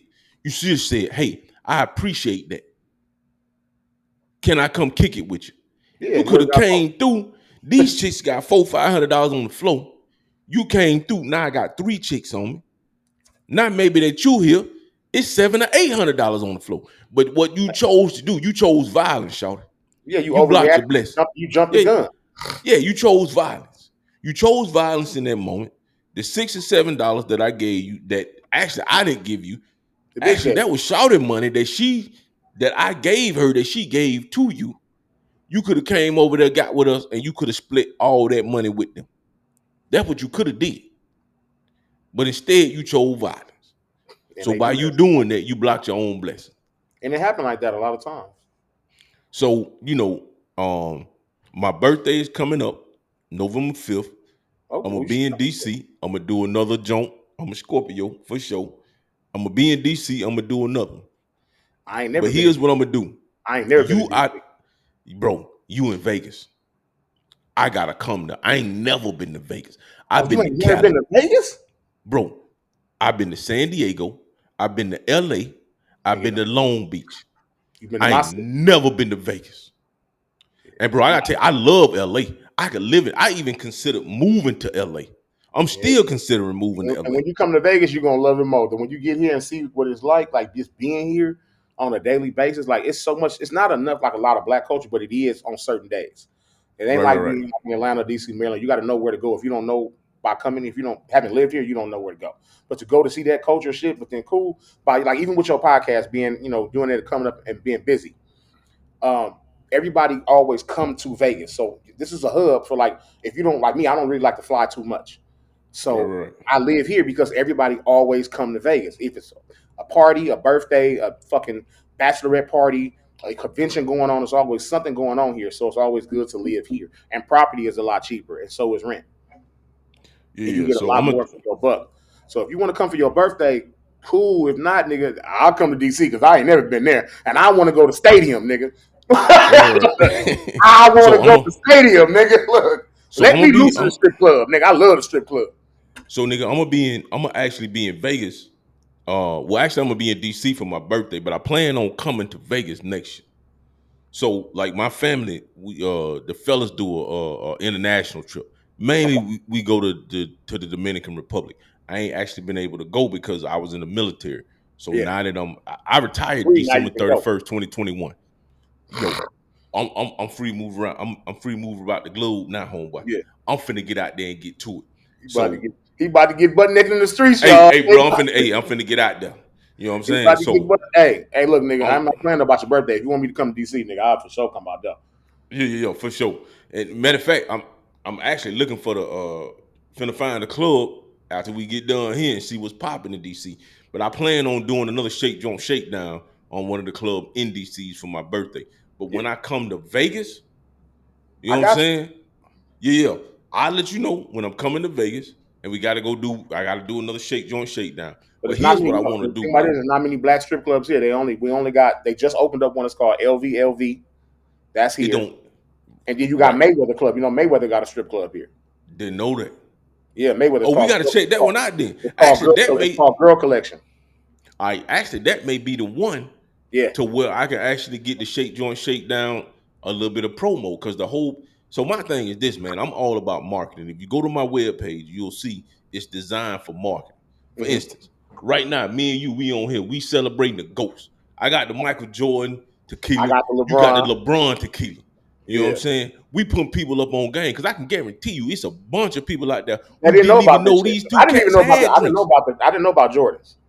And you Yeah. didn't know about So LeBron's when I told you. at all. Didn't know nothing about it. So there's a lot of people We who need to don't screenshot know. that. We put this up again so we can screenshot this later. You know what I'm saying? Yeah, go on to do that. Yeah, So somebody you know screenshot and what's gonna happen is I'm gonna have both of these in the podcast when I actually do the post production when I do my editing and all stuff. I'm gonna Yeah. have both of these drinks in there. But the whole point of the whole Joe Fleetwood movement is marketing, right? Because there's a lot of things out there that we as a culture have going on that everybody just doesn't know about. And I Yeah. have the money for the marketing dollars to Yeah. market to our culture to get the word out there. Yeah. You know what I'm Definitely. saying? And in return, I'm just looking for sponsorship, man. Yep. Hey, That's look it. here. I'm Be it. already marketing your product for you. I got X amount of followers. I got X amount of people who have seen my videos. For instance, let's go ahead and look at the marketing I did for this podcast itself. And I'm gonna do this while we on. Let's look at how many views we got. So just in the marketing alone for what me and you got going on, 5,200, right? That's good shit. That's Good start. 5,200 eyes that Michael Jordan's alcohol, Didn't know about. Sincoro, and LeBron's Lobo 1707 people didn't know about Yeah. that now they know about. You know what I'm saying? I So approve that's this. the Shit. right, and Please you put sponsor me up me. on that. Sponsor me. Shit. Come on, LeBron Exactly. and the So team, let's because go. I love this shit. And I love you. Yeah, so let's go ahead and get the sponsorship dollars going, and we'll get out here and promote it. Same thing with the Shake Joint Shake now. Now we talked about, you know what I mean, the business and all of that. So I in know you this got some more new questions. Go on, get that shit on up out of yeah, there. yeah, yeah. I'm finna go and get them off. So in the new age of things, because OnlyFans, Pornhub, Minivids, you got all these joints out here, right? Now I do have an issue with Minivids, not Minivids, but OnlyFans, I do too. because Nigga, they just deleted my motherfucking page. I got a big issue with OnlyFans. and see that's the thing, right? Because so when I was in the military, when I was in Augusta, I had stopped deploying and I started building out my studio. Mhm. What I wanted to do is I wanted to be a manager. I wanted Okay. to be a manager of chicks. You know what I mean? I had the studio. Basically, you could come take your photos with me if you needed videos. I had the cameras. I had 4K cameras. Yeah, I all had that. everything you needed if you was a model if you didn't have it, I had it We got for it. you. Yeah. Right. So I wanted to be a manager in the game. Right. Um, had it going, had 2 or 3 chicks who was ready to go. OnlyFans actually deleted my account, and me and you had a conversation about this. Yeah. OnlyFans was deleting accounts without giving you reason. No reason. Basically, what OnlyFans was saying was that, hey, you violated our agreements, but they never told you what you violated. They just Right. deleted your account. Now, OnlyFans deleted my account and then charged me a subscription fee, but you deleted my account. How are you charging me, but I no longer have an account with you, and I Right. can't use the same email in order to get it? Right. And then your situation where you had money on the books and they deleted your account and they haven't paid you out. Nope. Didn't send me a check. Didn't send me shit. Just took it. Made a new page, nigga. They deleted that page. Like, and I've been loyal to them, nigga, for almost 4 years. You know how many So people I brought to OnlyFans that didn't even have OnlyFans, or people that right, I right, brought right. there that made money, or they made 20% off of 400,000 that I made off that bitch, and you just throw me away like that? Yeah, that shit ain't cool. That's Talking about crazy. terms of service. What terms of service could I possibly be violating on the sex site? I'm tagging Right, right, right. everybody. I got all paperwork. Everybody's everything. Like, what am I? What could I I possibly be still doing? got the email, and I even emailed I them got like, mine hey, too. I got the screenshots. I got all my shit. yo, like, bro, how are you charging me a subscription fee and you deleted my account? Like, how is it possible that you could do that? They deleted my account with my content on it. Y'all deleted content that I don't even have anymore. That I I didn't paid have it. for. That I I didn't paid even have for. I didn't even have any content, but so there was a few chicks who asked me to manage them who had content, and they just deleted the account. Yeah. So basically, I was the tech guy. Like I I said, know what you're saying. What tech, most tech, girls are doing now, all the guys who run their page. I know. yeah, same situation. So basically, I'm a tech guy, and just straight up deleted it.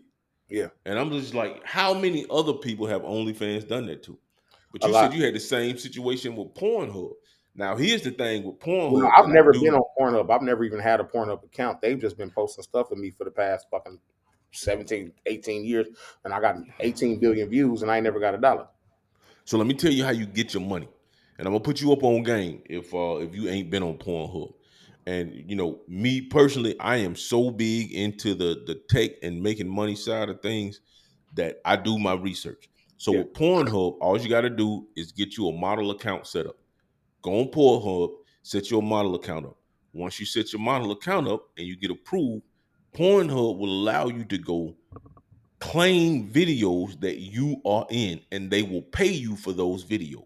You For the can fact. actually tag yourself and claim ownership of those videos that you appear in, Mhm. and you will start collecting those advertisement dollars that you are owed. So Okay. Pornhub actually got the game right.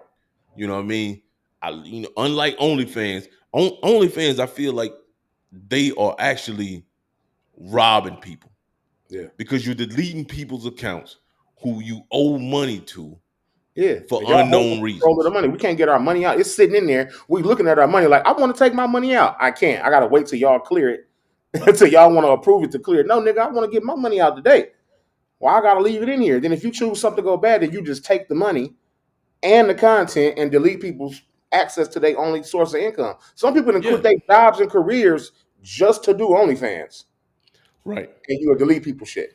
That's hella weird. Now, I will say many vids, because there's a bunch of people, and this is something I want you to ask you about too, because you mentioned like new people in the game.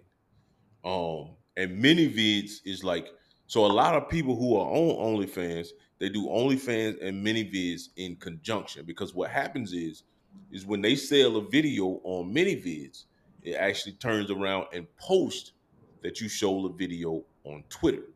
So Yeah, it's actually like dual promotion. yeah, And many vids is less restrictive than OnlyFans is. So yeah. I noticed that a lot of chicks, so I'll tell you one, man, like Katrina Thick, who used to be Katrina Black, I know which what is that is. crazy. Yeah, because I remember her from Pornhub. Basically, she was just letting dudes in the house run a train on her, and she was recording it, and she got big off of that. Next Right. thing you know, I see her on OnlyFans. She done got married, then got a lip filler. She got breast implants. She's huge right Yeah, now on OnlyFans. But I remember her when she first got her start up on Pornhub. yeah, You know what I mean? Queen Rogue, she's yeah, another one. Like Queen Rogue, she's doing big things. yeah. I am I got to sing Victorian. her too. It's amazing. Rogue is tough, man. Rogue is Rogue a is beast. Me tough. and her went at it. Yeah, yeah, Yeah, yeah. me and Rogue. I'll send you a clip. You seen it? Nah, I ain't seen it. Cause I'll like send you a clip. I I'll see send you a trailer of Rogue. it. Me and Cause you like I know said, me. man, I don't do the subscriptions on OnlyFans. I basically follow the chicks on Nigga, I Twitter. said I'll So send if you I a see clip it of on, it. Nigga, I'll send it to you. Nigga, like nigga, yeah, come on. that's what's happening.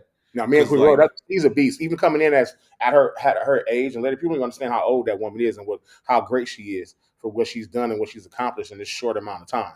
yo, I Like do because that, I she people should make. out. I know she make a whole lot of bitches feel bad that she in her 50s killing you bitches.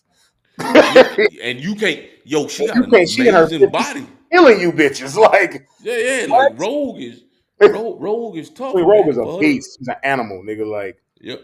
So And her Lisa Aries, Queen Victoria, Mystic. There's a few of them out there. Mel It's a lot. P. I'm me and who I love, Tokyo Drift. Yo, Tokyo is so fucking She's thick, so man, fucking fine, so thick. and I love her, she is her face. gorgeous. Like, Me, I'm a big face nigga. Like I'm yeah, yeah, face. yeah, yeah, yeah. Like everything else, okay, cool, bitch. If you so pretty in the face to me, I'm sprung. Plus, I love back tats. Any bitch with a whole back tat, super freak. I ain't never been let But down by a bitch with a whole but back tat. see, Tokyo eyes get me, man. It's the eye, it's the face. It's I'm the telling you, niggas, eyes, the man. face. Like Tokyo is tough.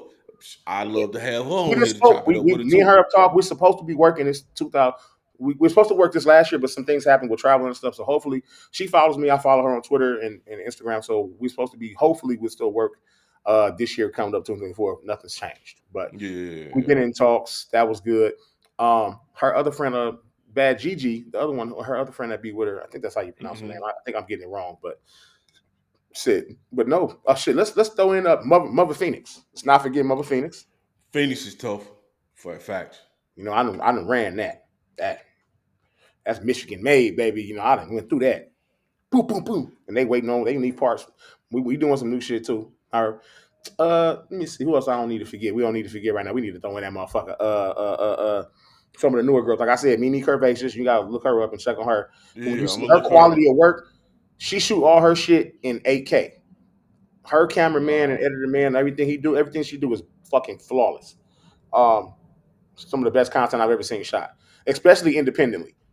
Cause she do all shit independently. She ain't never shot for a company. She ain't never done it. Everything is strictly through how she shoot it, nigga. She even paid nigga me for my first scene with her. She came down Right. to Chicago like, nigga, I'm paying you, nigga. I need my scene with Rico. You feel me? Right. And let me And tell you she something. is a I just beast. found her on Twitter, man. I'm You following found her her? right Yeah. now. Yep, I found her on Twitter. Her shit is. So When you look at her content, nigga, it's the clearest, the craziest, bro. It's the best shit. Um, Charlie B. Hustle. man, Charlie Fucking B. love Charlie That B. Hustle, yo, nigga. that's a name I ain't heard in a minute, man. I'm Charlie addicted B. to that bitch. Hustle. I love her little fucking frames, her tattoos, and her big ass smile and her freckles. I want to do so much nasty shit to Charlie B. Hustle. You see my face? I want to do. Look, I'm like, I want to do so much Yo, nasty shit let me tell to you. Charlie B. Let Hustle. me tell you something, bro. I've I'm finna watched take her a from the shot. beginning. I'm finna take a shot to Charlie B. Hustle, man. Yeah, we gotta take a shot to Charlie B. Cause that's a Queen, one. baby, you gotta take a shot to Charlie Yeah, B. yeah, yeah. That Yo, fat shout pussy, out that to little fat Charlie pussy B, bitch with the man. gap. Oh my God. She just got the biggest smile and the cutest little body frame and a six pack. I love that shit. And I love it because she's independent. She's never worked for a She company. is, man. She started from the ground up, from nothing to come into the shit, did the point up, did the thing. She went to all the platforms to being one of the biggest stars worldwide without a company. Black owned, black business owner, nigga. She owned a boat. She bought a boat just recently. She bought a new house. Nigga, she doing Damn. good. Like, I'm proud. I love to see Bought a that from my black creators. bought a boat. That's what's happening. Shout out, She hey, got a yo, boat. She Charlie bought a B. boat. Hustle, Nigga got man. We shot. Airbnbs. Charlie B got Airbnbs. Nigga, boat. You can rent that shit. Shoot your content on it. All that. Black businesswoman. Great woman. That's what's happening, man. Shot. Shoot, She one of them ones. She's one. She man. one of them I ones, give. bro. That don't need nobody. Yeah, I definitely want to work with her one day. That's Uh, what's up, man. that would Shout be out to her, legendary for man. the culture. Oh shit. Oh nigga, I'm a Jasmine Banks. Mm. Jasmine Banks. She's another one. Yo, let me. You know who I'm talking That about? one, of course. Yo, Okay, like nigga. that. Yeah. Yeah. So She there's needs, there's she a. needs to eat this meat. She keeps running for me. Stop running for me, Miss Banks. Stop running for me. You know I'm in your DMs. You didn't answer a couple of them. Stop running for me. I'm coming for you. The culture needs this shit. They want to see it. Right. So, all right. So we talked. So here's something that which is crazy because when I seen this interview, man. So I'm gonna tell you about a situation that I went through because it's similar to the one that you went to, and Get it's my something we got to talk about in the business okay. when it comes to like false accusations and sexual assault. So I'm gonna share something with you that I've never even shared. I've only shared this with a very select few people in my life, Now you telling the and I've world, shared, not just me. yeah. So I shared this with my ex wife. Mhm. I shared this with the people that I'm close to in my life. Um, and I like there's a lot of people in my family that I never even shared this with when it comes to sexual assault. So me, when I was in high school, bro, I got to tell you, man, I was an athlete. Football, Likewise. basketball, baseball. You know what I mean? I was probably better at football, but because of the injuries I sustained by deteriorating the labrum in my hip, I stuck with basketball. Uh-huh. But I actually ended up getting a basketball scholarship playing basketball at Middle Georgia, Mm-hmm. in Georgia, in Cockery. A lot of people know about Middle Georgia, right? So while I was there was a situation to where a couple of guys on the team were brought up on rape charges. Since I was there, you know what I mean, I had to show up to the Court. investigation with the GBI. Yeah. Showed up with the GBI. Now me, I'm gonna stand on my business because I'm like, hey, y'all trying to charge my boys with sexual assault, and I was there. I Mm-hmm. watched everything that took place. So I'm gonna come talk about it. I show up, and I was probably naive because we as men, we like, hey, bro, I ain't finna let you railroad my homeboy saying he raped the chick, get him kicked off the team, Yeah. and he ain't raped nobody, right? But what happened was the word got out that this chick let a couple dudes on the basketball team run a train on her. So now the Yeah. whole campus is trying to knock her down. And she like, yo, where's this coming from? Come to find out somebody ran their mouth, right? Yeah. So the GBI get wind of it, they do their little investigation. They come to us. My coach like, yo, what happened? I tell my coach everything. I say, hey, they didn't rape nobody. I'm gonna tell you everything that happened. Right. Once again, me being naive, I had some bread. I should have got a lawyer. But me, I'm just trying to, like I said, I'm just trying to stand on business, stand up for my cats. I don't want nobody to lose their scholarship because we all just trying to make it. And yeah, this JUCO, but we got dreams of going to the league. Still, yeah, You know what I'm saying? you Yeah, bounce out. yeah, this is a stepping stone for us. I go talk to the GBI. They like, so when y'all get together and come up with y'all story? I said, hey man, we ain't come together to come up with nothing because we gonna tell it like it is. And I'm gonna Right. tell you, this chick did not get raped. So I tell everything that happened. I said, hey, I was there when everything popped off. She came to our dorm. She came to our dorm. She was in this room. This everything that happened inside the room. You know what I'm saying? This what happened. So soon as I give my testimony, they give me the transcript of her statement. Now, in her statement, my name ain't nowhere in it. My name ain't in it. You know what that So look like. basically, my coach come to me like, hey, these cats say you was there, so you know what happened. I Right. need you to speak on it. Once again, brother naive. Now, give you a little backstory. My parents passed away when I was 4 years old. So I got a little bread from the Social Security. I got about, it ain't much. It's like Yeah. 10, 15 G's stacked Condolences. to the side. Yeah. But I got bread for a lawyer. Yeah. You know what I'm saying? And if I thought I needed a lawyer at the time, I would have got one, but I didn't. Didn't think Once so. again, I'm just trying to look out for the fellas. Cause these boys ain't raping nobody. I give my testimony. Soon as I'm done, the GBI say, hey, you need to go see the dean. All right, cool. I go see the dean. The dean is like, hey, you got until 7 o'clock to get off campus. Clear your dorm room, you gone. Scholarship gone, career over. Right. Everything gone. Once again, cat being naive. Now that I'm older, I understand the campus is like, hey, we gotta protect our you know what I mean, our reputation. Yeah. But had I known that, hey, I needed to get a lawyer, Lawyer. Yeah. lawyer would have advised me, hey, look here, homeboy, your name ain't in none of their paperwork. Don't you say nothing. You don't come to nobody defense. Let them people ask questions to who they need to ask questions to. I know you trying to save your partners because they ain't rape nobody, but you need to keep your nose up out their business. Yeah. It be the thing when they say all the time, nigga, don't say nothing. Just don't even talk. You know what I'm saying? But They're gonna figure out a way to fuck you somehow. so I end up actually losing my scholarship and my whole dreams of going to the league in that very moment, just trying to stand on business and look out for other people. Get my message? So I end up losing that. And me and four other cats end up getting expelled from the school. Never got back never got back into college. And I never looked at basketball the same after that. I played for the Bahrain international team when I got overseas. But after that, I go to Atlanta Hawks game, right? And my partner is like, hey, bro, you tough. You need to continue to work out and go out and try for the Hawks. Yeah. But because I was so tainted from and discouraged from what had happened, bro, up until recently, I never even looked at an NBA finals. I never even sat through an entire NBA game because the game, I loved it so much. And and the shit that I went through at that point, I actually couldn't even look at basketball again the same. So when I heard about your situation in the business, they don't understand about that shell shock and that torment really do to you, bro. Like, yeah, like that shit, like short. And then as I'm walking back to my dorm to pack my stuff up, I see Shorty leaving because she's actually transferring schools. She's getting ready to go to Georgia Southern.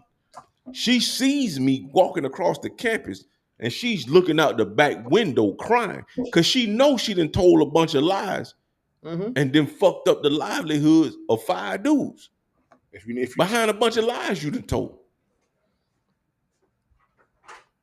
No apology, no nothing. Oh no, they'll never do that. So when they won't even say nothing just because they did it. They won't. So even, when I heard, don't let it rock. Right. So when I seen your interview about what you was dealing with, and I was like, even Shorty girl, was on that line, was popping all that bullshit. Like, hey, what you even there, bitch? Yeah, like you weren't even there. And if it weren't for the producer having the nanny cam, like the nanny cam, you know what I mean? I probably wouldn't be talking to my ass right now. You know what I'm saying? You might be doing life right now, bro. Yeah, I got 2 strikes. You know what I'm saying? Somebody might have been putting cuts across your head. The next guy, hey, he one of them dudes who done did this. Yeah. You know what I'm saying? Niggas don't know I got 2 strikes, bro, and 8 felonies. Right. They would have. That was 2018. It's only 2023, nigga. They would have, for some shit like that with my record, my background.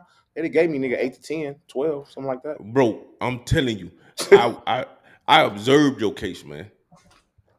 That's how I know about the nanny cam and the producer. If the producer hadn't had that there to protect y'all, like it would have went a different way.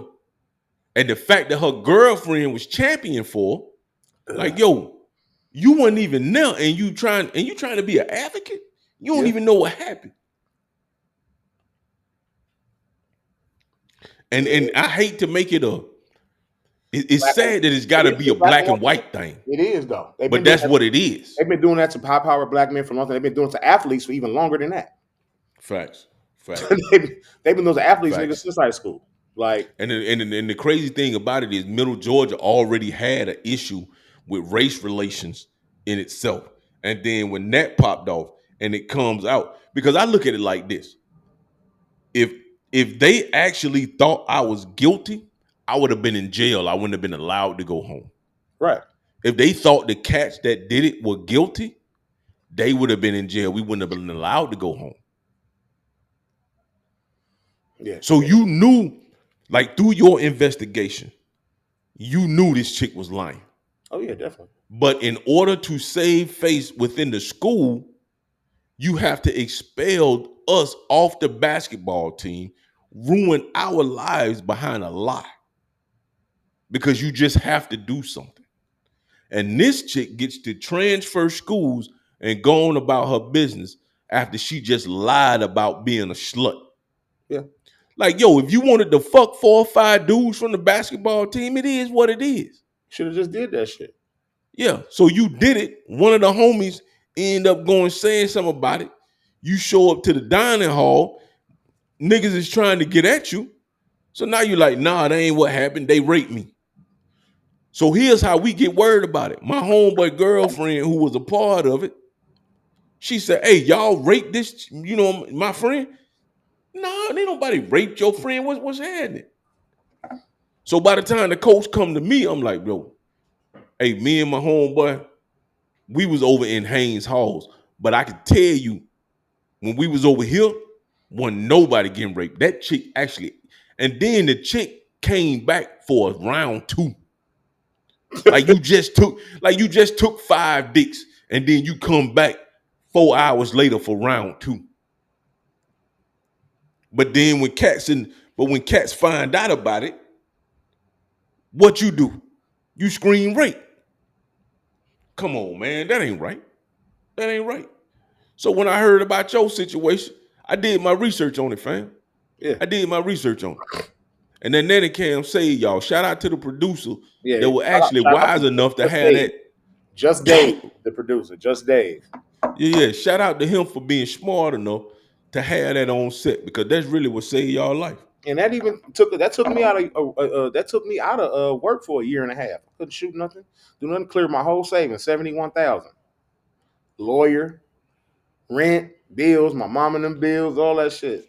And then they Yeah, went on man. one of the girls, they went on vacation. They put up a GoFundMe and went on vacation and got a new car bought for them and all they Yeah. stuff paid and everything. And then when they got accused of false rape, proven that they were false rape accusers and liars, the police never filed charges on them. Never did that. Never took none of the money back. They just got to go on about their lives. Did I ever That's put up a crazy. GoFundMe? Did I ever do anything? No, I needed help. I had to start back from zero again. Yeah, man, because that's crazy. So first you get your OnlyFans jacked, and you got bread in there that you can't get back. Pornhub owes you all this money you can't get. You getting blackballed from the industry. Like, where's your reparation in all of this, man? That's crazy. I don't Let me get tell none you of something, man. Let me tell you what we need to do. We need to do like a Rico Strong tour. We need to do a Rico Strong tour. Get you back popping. Like, hey, look here. Let's get this.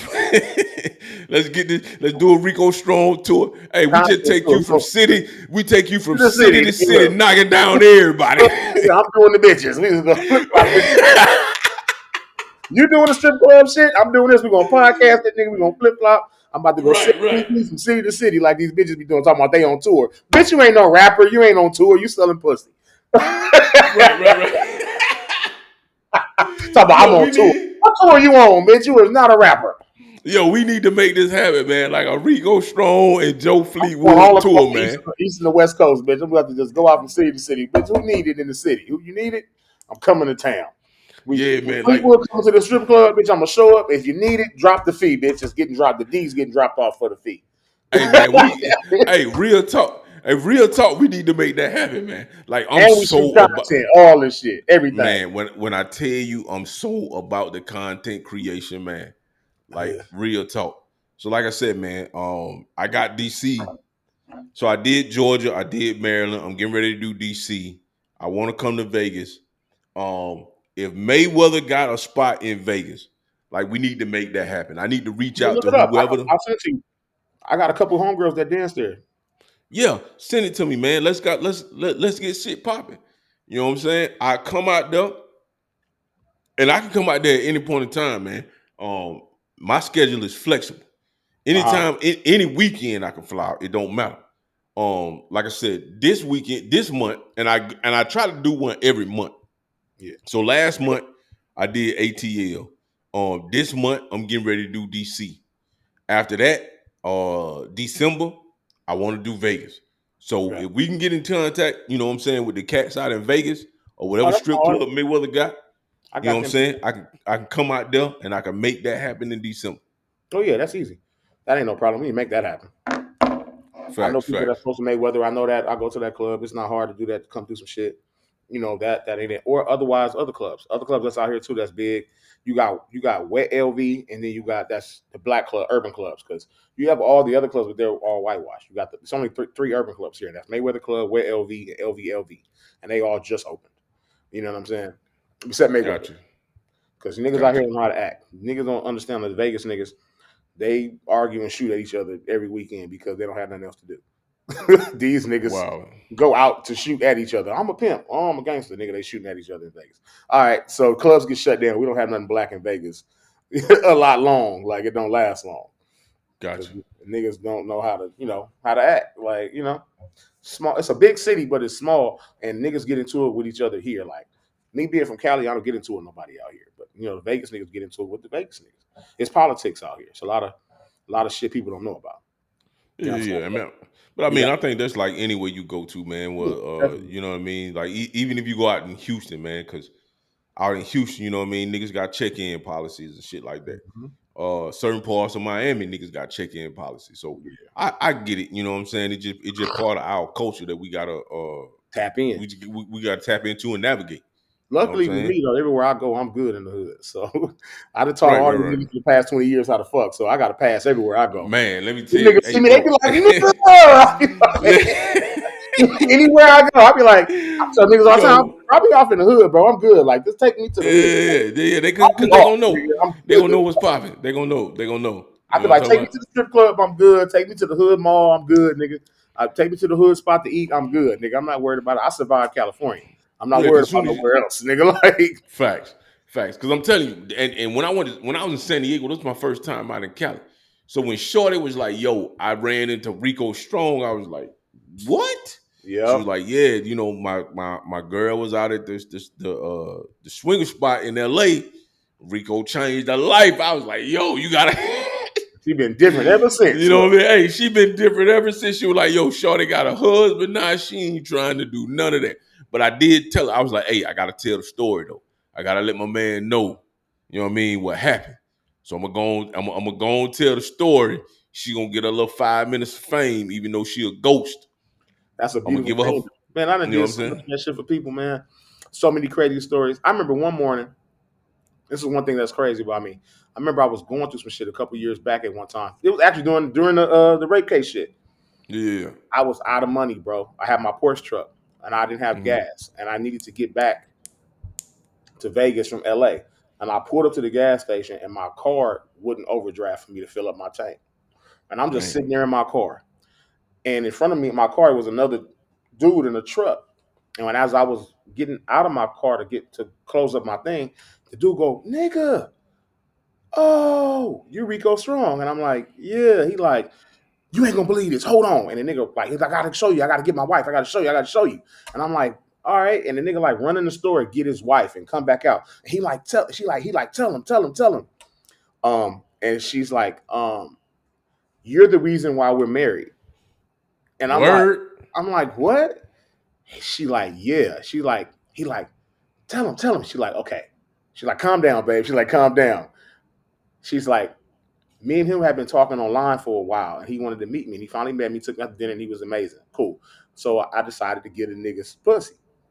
Right. He did this move that you do on your movies on me. And after he did it, I was sprung, and she was like, "Where did I learn that from?" And he put on one of my tapes and Yeah. showed her me and where he learned it from. And she was like, I've never left this man ever since the day of that.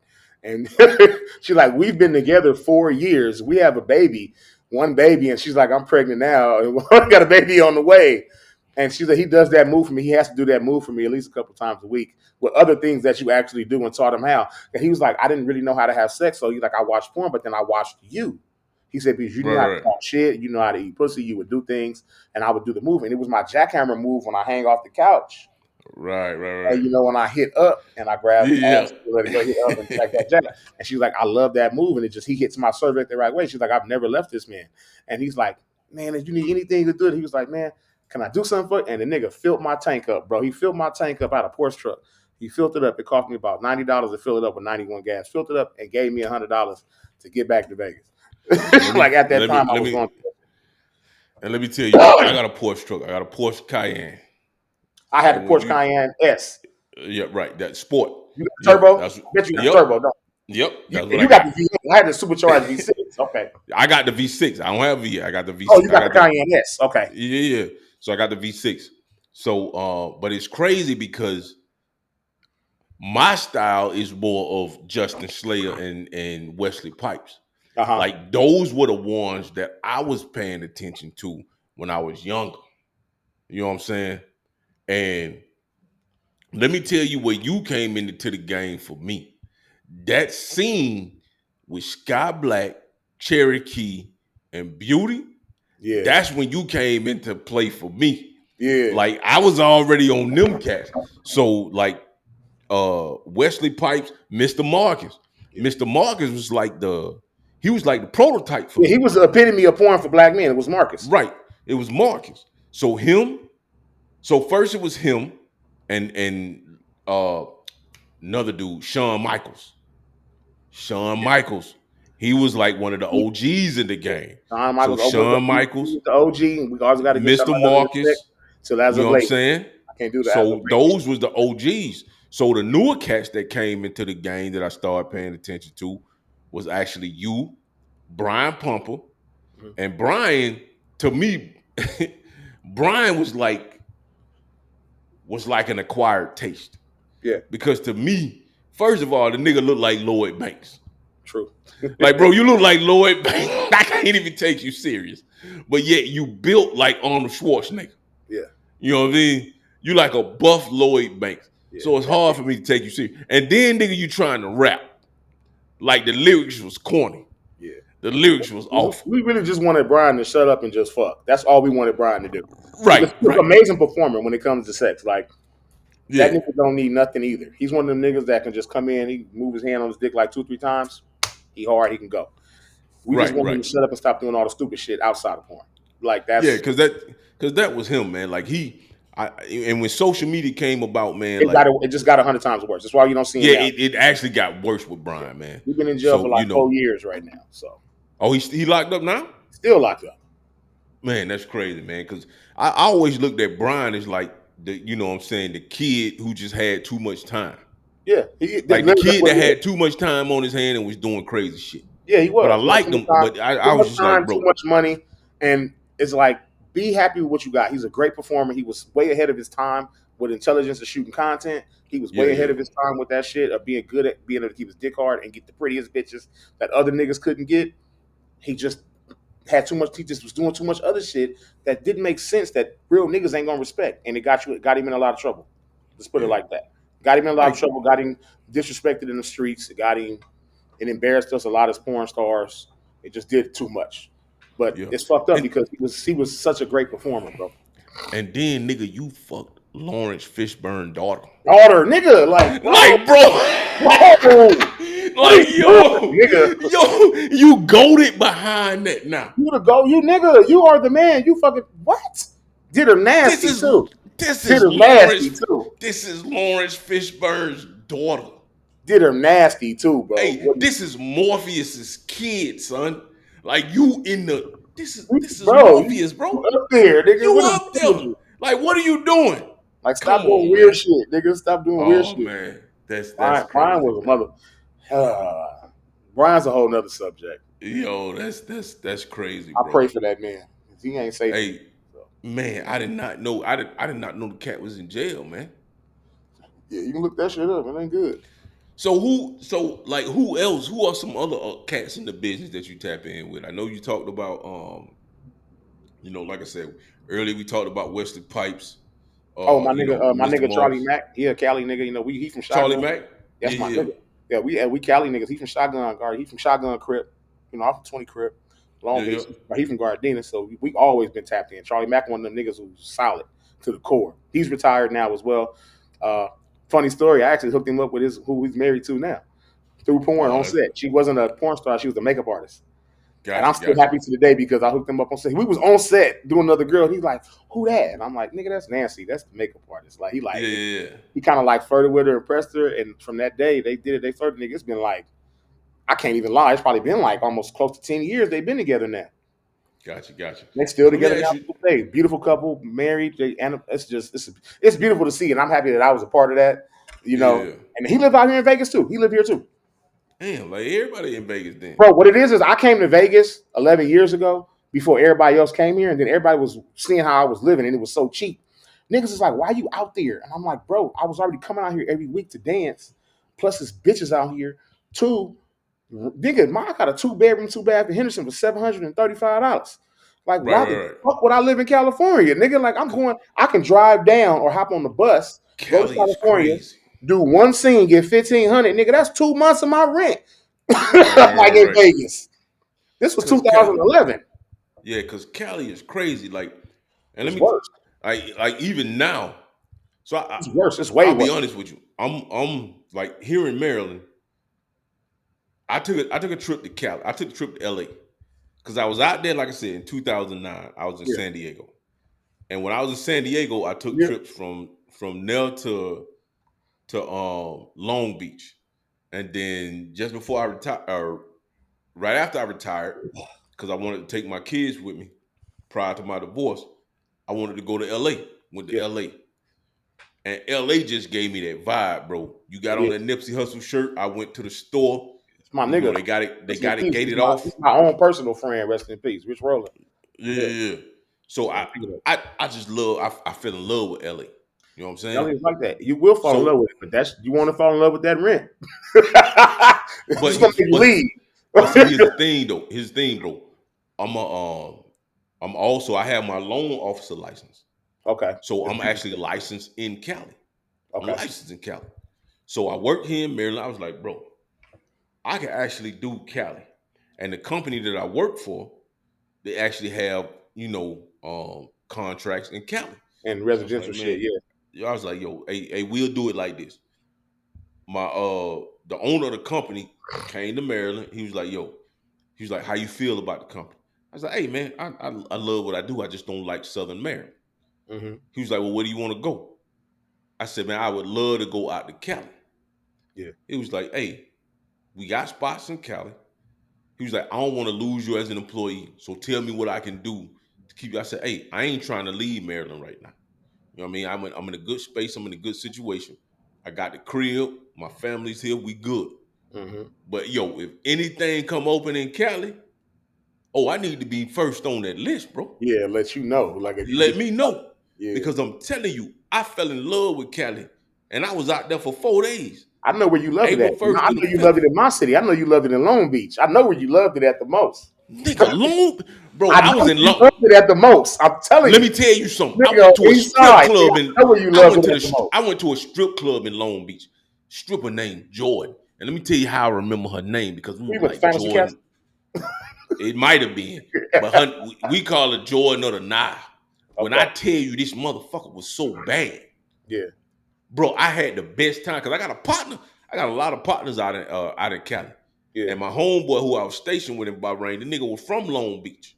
Mm-hmm. So when I got to San Diego, he was like, "Hey, come up to LBC, bro. We finna kick it." Only an Man, hour drive. we took a trip to LBC. Go to and I got to be at the strip club, bro. Yeah, yeah, definitely. We get to the strip club, and I see the chick named Joy. And when I tell you she was the baddest thing up there, Shout I out was to like, "Hey, I gotta be here, man." yeah. My Cali city. is everything they talk about. And that Kendrick Lamar song with him and Drake, and he talking about Cali and the weather. Yeah. Hey, it's all of that, man. The It's a weather, the straight women, the vibe weed. out there. It is. That's what it It is, is bro. when you go out there, bro. It's like that. And even my city in Long Beach, bro, it's an extremely beautiful city, but it's one of the most dangerous cities in the world where niggas is terrified to go to. But the beautiful parts of it is like that. You go down by the water, you go down by the beach, you get into the certain good areas, even the bad areas where it's dangerous at. You see them, you see the culture. It's amazing.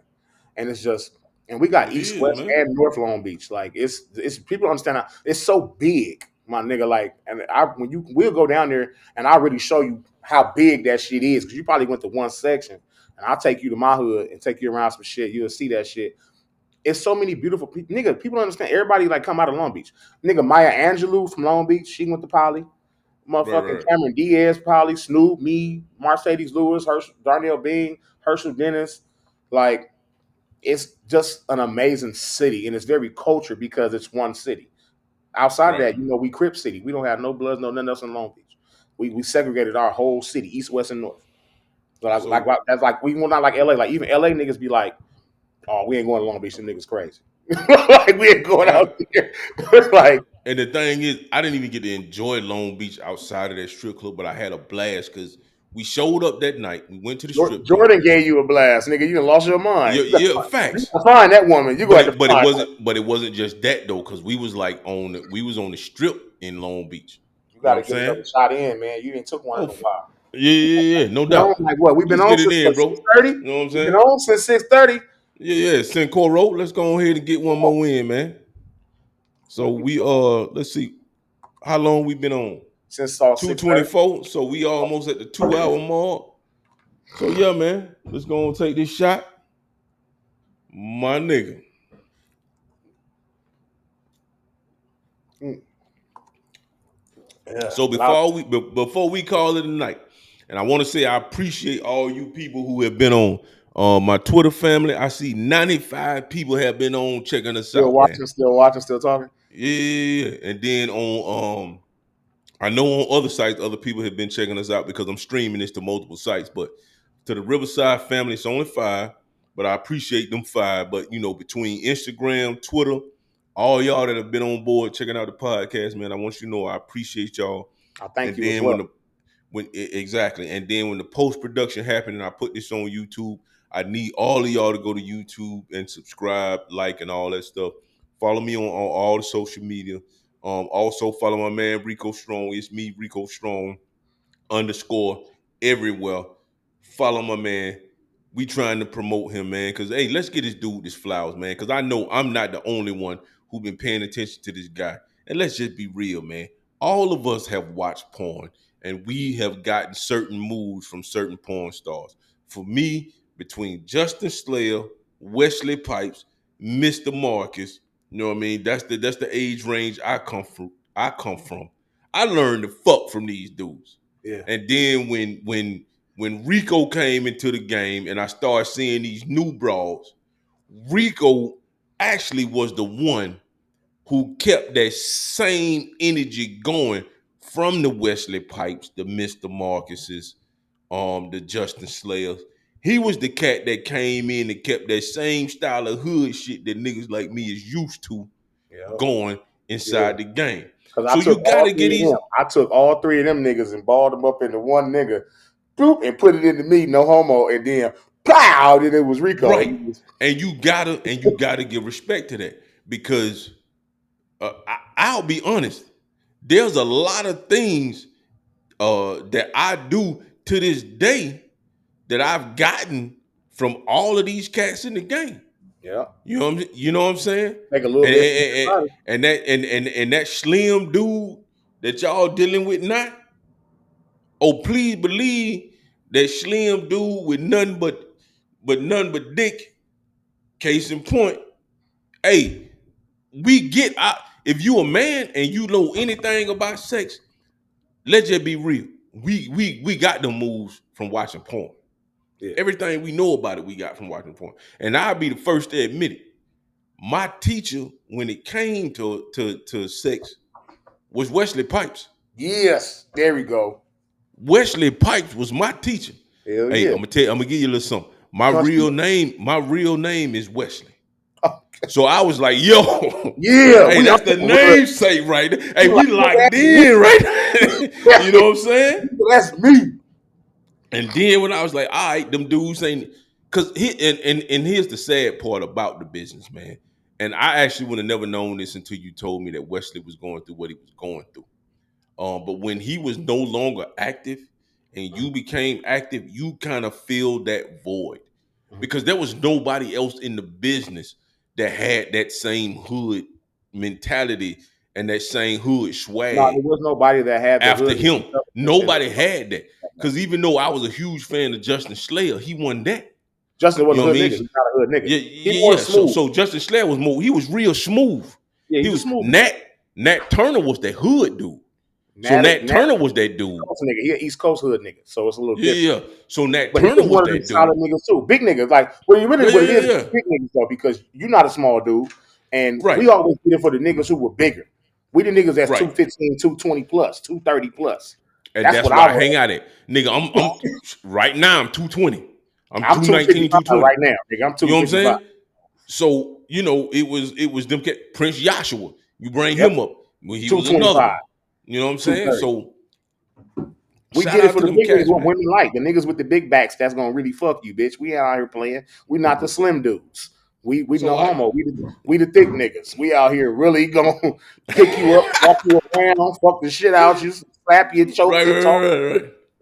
Bitch, we might sweat on you a little bit, you know. You know what I mean? So hey, I appreciate all of that, man. You know what I'm talking about? So I want to say this, man, in closing, man. I It ain't appreciate closing yet, y'all. nigga. You got what time is it? 8:24, nigga. You got 10 more minutes. Ask you some more shit. I'm gonna ask some more shit, but I want to go ahead and get the fans some appreciation, man. So I just Okay. want to say this. Hey, look, man, for everybody who's been a part of this, for the 95 people who have been a part of this on Twitter, I appreciate y'all, man. For the 25 people who actually logged into Riverside, man, I appreciate y'all for being with me. For my Facebook family, I appreciate y'all too for checking in. This You one of know, the beginning. This one of the beginnings, man. This is this is right. something And with this, shit. yeah, and for the 1,400 people that's following me on Facebook, I appreciate y'all. For the people on Instagram, I appreciate y'all too. Like, hey, this is what we need to have fun, man, and just to connect. Because this is actually big business. And what y'all need to understand is that the porn industry is $1 billion business. Listen to what I'm saying. It's $1 billion business where people are actually getting money, and you're talking to an actual content creator in Rico Strong, who we could actually support into get, just getting a fraction of that $1 billion industry. We can actually bring our own people on, excuse me, 2% of that and shit make us rich. 2%. exactly. You know what I mean? We're talking about $1 billion industry that we're a part of, and we can actually uplift one of our own and bring them to the forefront. And let's talk about the job opportunities, because when it comes to being in the porn business, let's take my man LT right here. Yeah. He's a cameraman. Hey, that's money in that. You know what I mean? Cameramen actually end up being a part of these videos, and there's money in that too.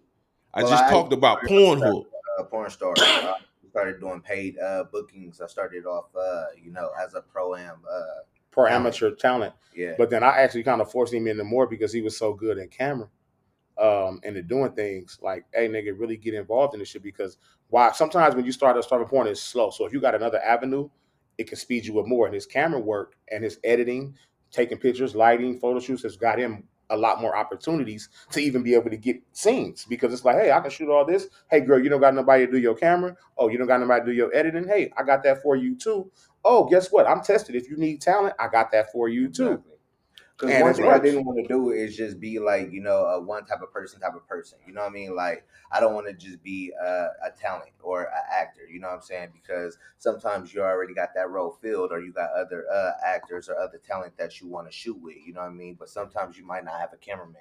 Sometimes you might have somebody to hold the camera, but you don't know nobody that can edit it, or somebody that can make it look worth anything. You know what I'm saying? So I wanted to develop more skills and more talents other than just All of that slinging shit. dick. You know what I mean? It's the same thing with me. Like, even when I was in porn in the beginning, a lot of people don't know this. In the beginning, like, yeah, it was cool for me to fuck, and that shit was cool. But I always was more concerned with, okay, well, if y'all paying me this to fuck, what's the nigga behind the camera making? Exactly. Okay, Right. what's the nigga behind the camera making? Okay, what's the PA making? All right, cool. Well, who the nigga that paid both of y'all? What he making? And then who the nigga that's paying him? And that's what Right. I became, and that's what they didn't like. That's what a lot of the industry didn't like about me, because I was a very observant nigga, and they don't Right. they don't like no intelligent nigga. You know what I'm saying? I don't like no nigga that's nosy. I'm nosy. I'm a nosy nigga. I want to know. Okay, well, if I'm, because that's how I am. I'm like, well, shit, I'm making 140,000. If y'all willing to pay me that, what the fuck y'all paying him? And then what they making? Okay, well, I pulled up in the BMW, nigga. You pulled up in a Rolls Royce. And Right. I just got this BMW, nigga. I just got this. So, But see, that's yeah. my point, though. You know And what I I mean? always paid attention to that type of shit, and they didn't like that in me. This is one of the reasons why I'm one of the hated niggas in the industry, because I'm a nigga that's not, you can't just put no pussy in front of me. Like, hey, Rico, here goes some pussy. Go But fuck. Like, see, 90% of them niggas that did in porn. I'm the nigga like, they like, oh, here goes some pussy. I'm like, okay, move that pussy, nigga. Where's the check? How much you paying that bitch? right. And what's my likeness? Because my likeness is bigger than hers. So, nigga, my check's supposed to be bigger than the bitches. Huh? And it was. Huh? Let's Right. be real, nigga. Say it For again. years, So nigga, that's my check was bigger than the bitches' checks Say it again. on Roller Crib, What? nigga.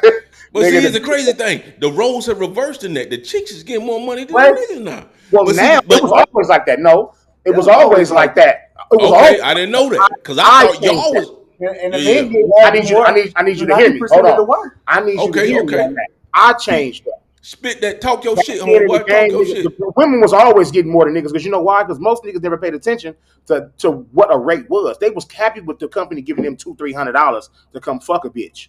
Right. I'm like, nigga, they paying the makeup artist $350 to be here. Nigga, the makeup artist was here for an hour to do the girl makeup. Why the fuck am I taking a $350 check, nigga, and I gotta be in here for 2 hours fucking and sweating and risking my body and my life? Okay, well, what's y'all niggas making? Okay, y'all paying y'all niggas $400-500. You know what they used to tell me when the industry? This is when it became cocky and it became big for the rest of the niggas in porn. This is why I changed the game, man. I don't go fuck with no niggas say. When they would say, "Oh, Rico, what's your rate?" Oh, 1,400, 1,200, somewhere depending on the company, 1,500. Yeah. They're like, "Oh, well, we only pay our male talent $500," and I would say, "Well, I'm not your male talent. Call me when you get my rate, and I'll hang the phone up." Facts. Boom, nigga. And I didn't give a fuck about them not calling up. But guess what? About 2 days later, or an hour later, or a week later, they call back. And then I show up to set and I kill the scene. Better naked everything up. I got them out of there in 28 minutes, nigga. 28 minutes. They like, get a nigga whatever he want. Oh, like, God. Oh, God. That money. Cut the check, nigga. Cut the check. They like, this nigga came in here from start to finish, 28 minutes. He didn't even stop fucking the girl. From pictures, from interview, from talking 28 minutes straight through to a pop shot. We didn't have to tell this nigga nothing. Right, and he did that perfectly. We seen everything. It was open. It was clear. It was clean. And this nigga show up on time and knock it out. Because you know why? Because guess what, nigga? I had to be on set on time because I had to be at football practice at 2 o'clock. I was in college, nigga, when I started porn. Nigga, I was still in playing ball trying to go to the NFL. Yeah. I told, hey, I got to be done, nigga, by 1 o'clock because I got to go to school. Like, niggas didn't even know that. Hey, it is what it is. So, and I was knocking that shit out. Like, bro, like, and then I made it appropriate for a black man to ask for $1,000 and above rate when niggas was getting $300 and $400, nigga. But that's to my point, man, because I honestly feel like in order to get you back into the game, into that same position, because you're young enough that you should be one of the main ones that are talked about and one of the main ones sought out. I'm always going to be who I am, but the thing about it is again, it goes back to the point of being, I'm a nigga that's going to tell the truth and not show up. I'm not the house nigga. I'm going to say something. I'm the outside nigga. So I tell the truth. Like when they go to these podcasts, I say shit. When I did my no jumper interview, I said a lot of shit. And after that no jumper interview, I saw that interview too. It stopped. Like it was like after that, it was like, oh, that nigga did told the sauce. That's when the work stopped. Because I watched that no jumper interview. But guess what? But we have the tools now to go independent to where I don't have to have the companies anymore. Yeah, you don't need I just have to start from zero again and build it.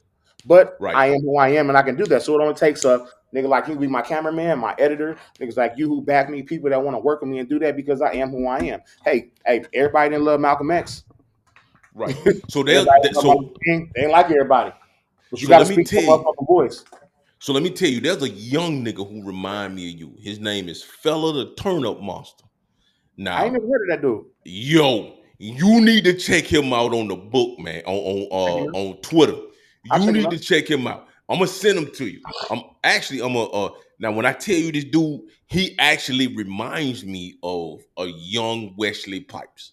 But he has so much of you, Wesley, and Justin in him in the way he handled business.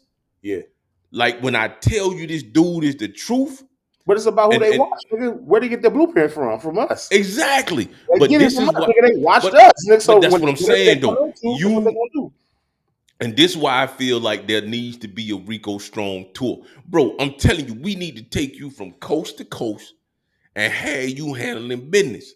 Yeah. From like on everything, because so many people have taken the blueprint that you have laid and put it to use, and they not giving credit to that.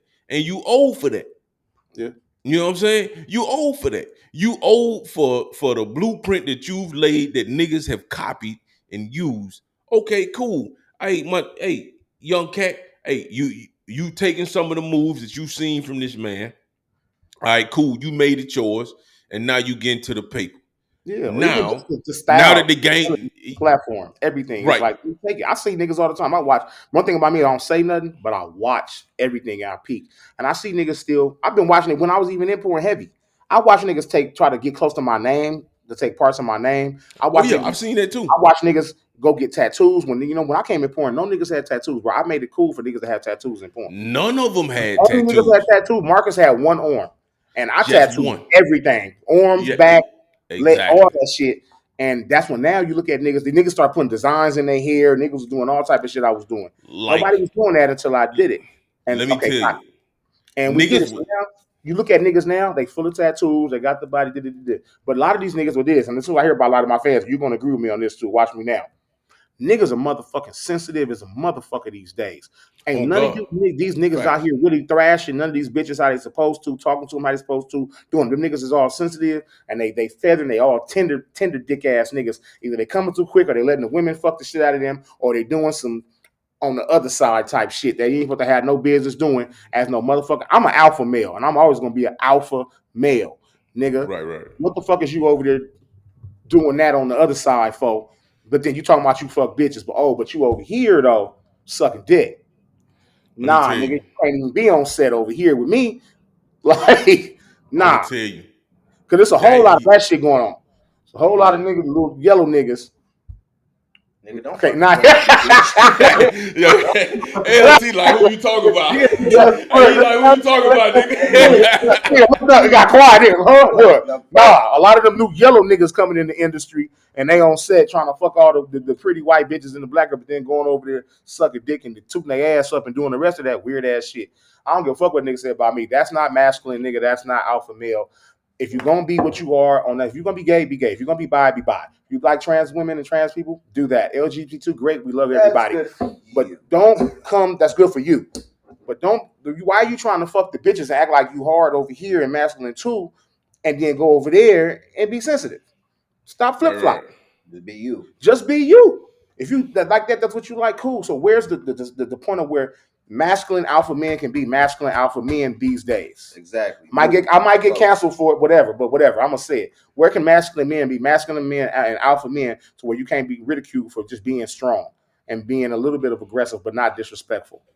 Why do you have to be sensitive and metrosexual or this? The world is real sensitive nowadays. Everything is fucking sensitive and it's not appropriate. Yeah. Hey, So I'm a nigga gonna say it. They ain't gonna like me to say it, but I'm gonna say it. I'm sorry. I'm always gonna be me. well, Hey, that's Malcolm X what said we here by any for, means man. necessary, nigga. By any means necessary. I'm gonna be me. Rico Strong. I'm in out, nigga. I'm me. So the culture gonna love me if nobody else do. Shit. And like I said, man, there's a few young cats in the game, man. Like I said, It's a and couple. fella the turn up monster, man. That dude, he's Okay. one of them cats, man. And I I like got a couple dudes. I like a a lot couple of dudes. respect for him, man. Like I like he one of them cats. who's the one dude? I still love my nigga Pablo the Punisher. Yep, Pablo straight. I fuck with Pablo. I fuck with Pablo. My nigga King Lil Nasir. King love King Nasir. Nasir. That's my nigga. King Nasir. Hey, We he don't one of understand them how young ones. King Nasir is. Nigga, like, Yeah. Hey, hit the King Nasir crazy is part is 20 years King old, Nasir. bro. Yeah, King Nasir pops. That's Hey, my King champion. Nasir pops is wild, man, because he be like, yo. That's my champion, my nigga. Like, see, all these niggas I talk to, and they like, Rico, I do this shit because of you, nigga. I watched you growing up. I do this shit because of you. Like, nigga, I can't do this shit because you made that shit look fun and to be real and to talk. So yeah, Lil D, Facts. Lil D, Yo, Lil D Lil is D. my Hey, nigga. Lil D, Lil oh D one, be having Lil D be having X videos and Pornhub on lit, man. Like, yo, he lock, got nigga. him He on got it on lock. lock. Hey, he He cold on got him Instagram and on Twitter. lock. Lil And D then, is on lock, bro. let me tell you posts what, the and pictures, What's he my go because he be crazy. fucking with Mel what's my nigga P. name? My other nigga name too. Musa Phoenix. Musa good. He from the Musa. DC area. Yep. Musa older though. Like nigga, Musa older than me. That's crazy. Yeah. I'm 39. Yes, he is. I'm 39. Musa older than me. No, he's not. Yes, he is. No, he's not. Yes, I thought he is. Musa was up there. Musa's not. No, Musa's 41, bro. No, the fuck. You tripping, nigga. Niggas, a lot of niggas is older than me, nigga, bro. Like, bro, I just been around. He's older. I don't think so. I promise you. We talked. But on top of this, we talked. Musa's older than me. Nigga, like, you old. I'm 39, but I've been doing this shit 20 years. Exactly. So you think about these niggas that came in 5-7 years and they older than me. Like, Yeah. Yo, but these I niggas came in on the back end because, like I said, man, social media a lot of made it niggas was easy for scared. They had anybody. other things. Like, even if you, what about if you came in right now? Like, you know, homo, you a good looking dude. You could do that. You still in shape. You want to come in now and do your own content creating and your shit. You come in, bitches will love you still. Right. You feel me? It wouldn't be no different thing. Like, and that's how something like Dread. Dread only been in porn what? 5 years, six years, maybe. Dread been And around Dread came out of nowhere because I out didn't the even know blue. who. Yo, I didn't even know who Dread was. I actually got introduced to Dread from a white. Actually, Dread had got into some controversy here lately because Yeah, some chick was trying to goddamn snub Dread on some STD stuff, saying that man.